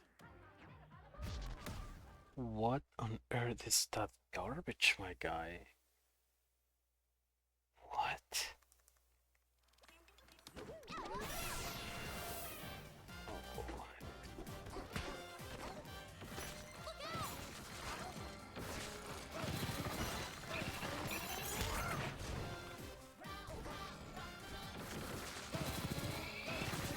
it's because they weren't fully grown. What about now? Oh my gosh, this sucks.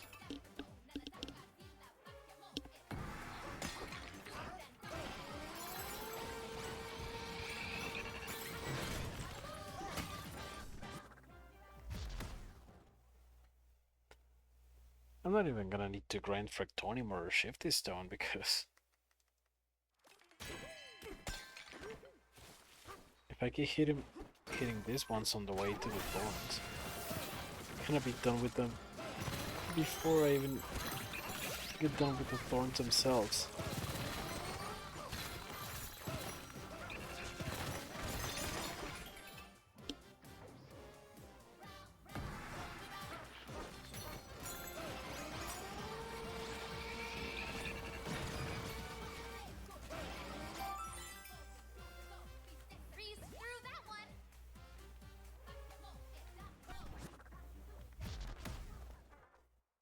Two birds, one shifting stone.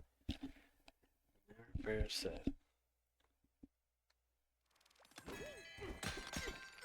Yeah, it even fits with the birds because we're on the forest layer side.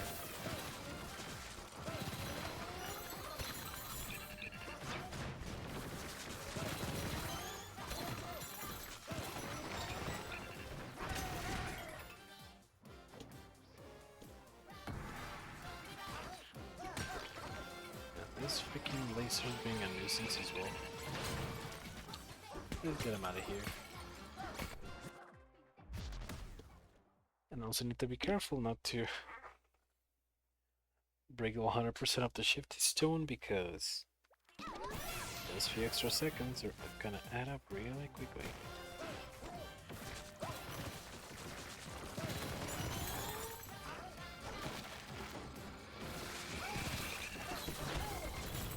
Ouch, why did I do that?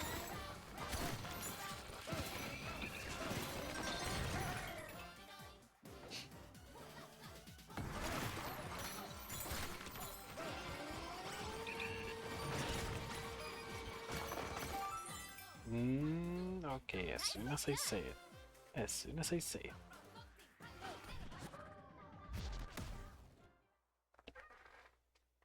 Normally getting Thors up your nose is a bad thing, but the elephant is somebody with such rifles. It's just that powerful. I don't like camels. They can eat cactuses like they're nothing. So instead of eating them, the elephant just straight up sniffing them.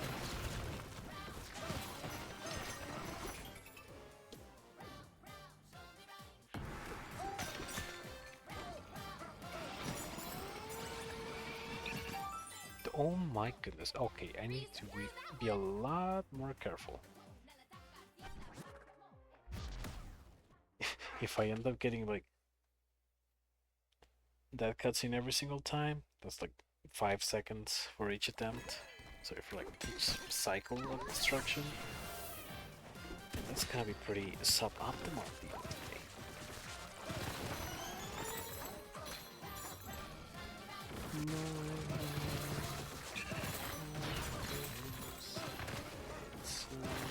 It's at the end of the day. Strong snoot. Really, really strong snoot. Even for an elephant. Oh my gosh, dude. Okay, next time, as soon as I see 80, I'm just gonna retreat. Retreat, retreat, retreat.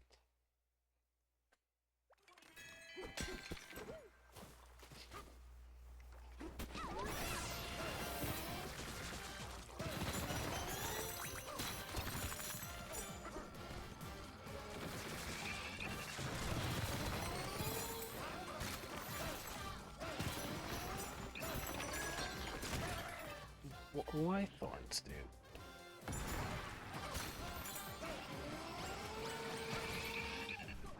Okay, this time I finally stopped on time. Like in the forest layer, I hated thorns because they were everywhere. And here, I wish they were everywhere. It would save me so much time. make my life so much easier. But you know, I can have nice things.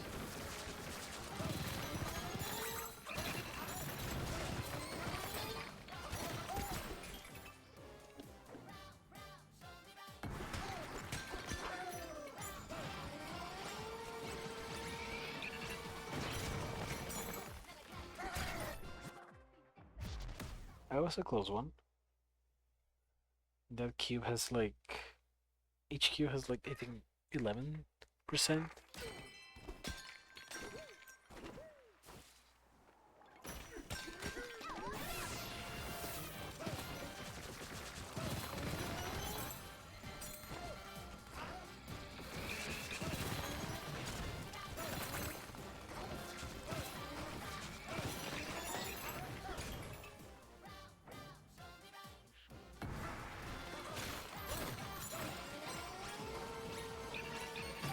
Oh, how did I reach the freaking cube on the left, dude? I was like 100 feet away from them. Wow. Making some good advancements on that shifty stone, though.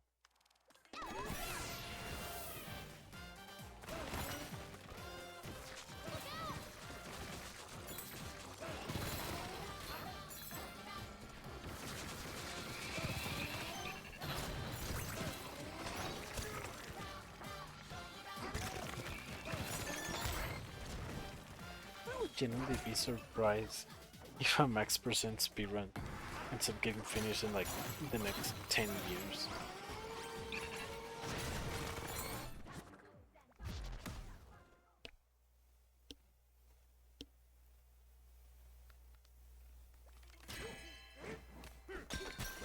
Or like if it ever gets done, it's gonna have to be like a segmented speedrun. Kinda like the 100% speedrun of Hyrule Warriors Definitive Edition. It's like 200 hours long, something like that. That ended up being a segmented speedrun because who on earth will play Hyrule Warriors for more than 20 hours straight even?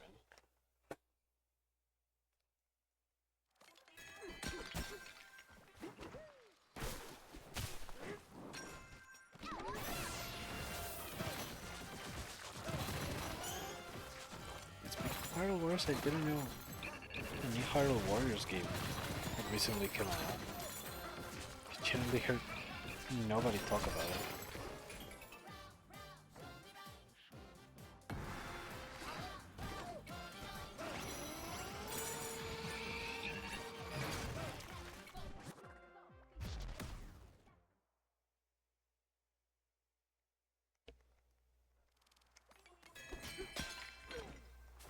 Oh, okay, hold up. This time, okay, this is the last time that I'm gonna check for that silly event.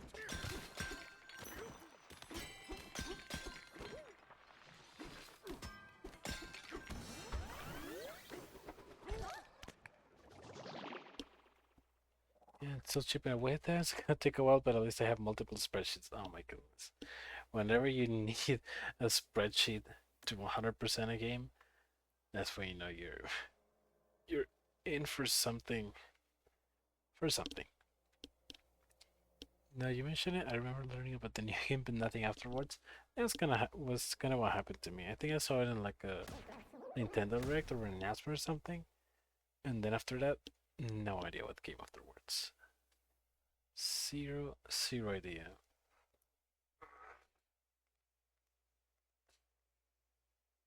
Just like that Zelda game, the Echoes of Wisdom, I heard nothing about it after it came out. Let's see, is the event active?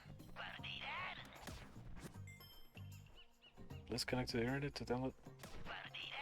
Am I not connected to the internet? I'm connected to the internet, dude.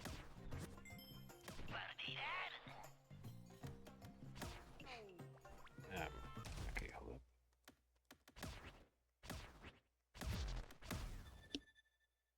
And if I save,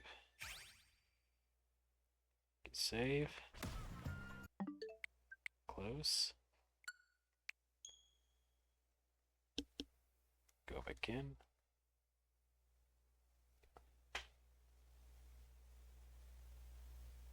So wisdom was so cool.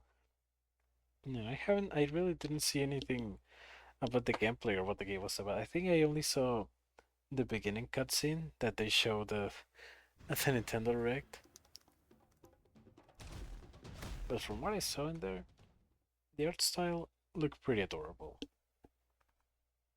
It's the same one as Link's Awakening. Well, the remake.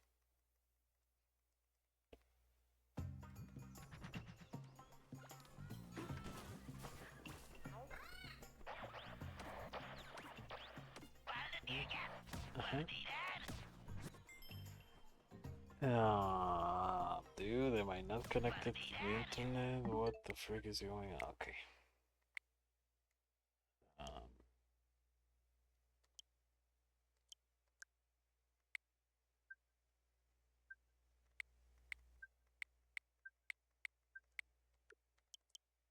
no.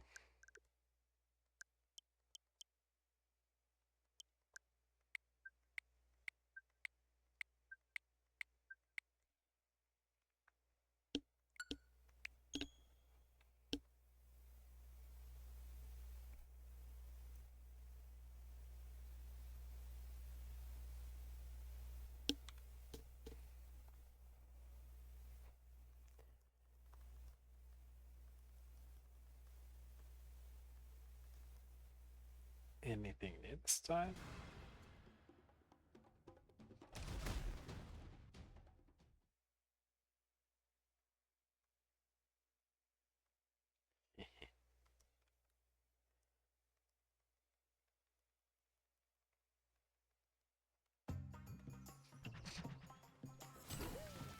Oh, finally. Okay.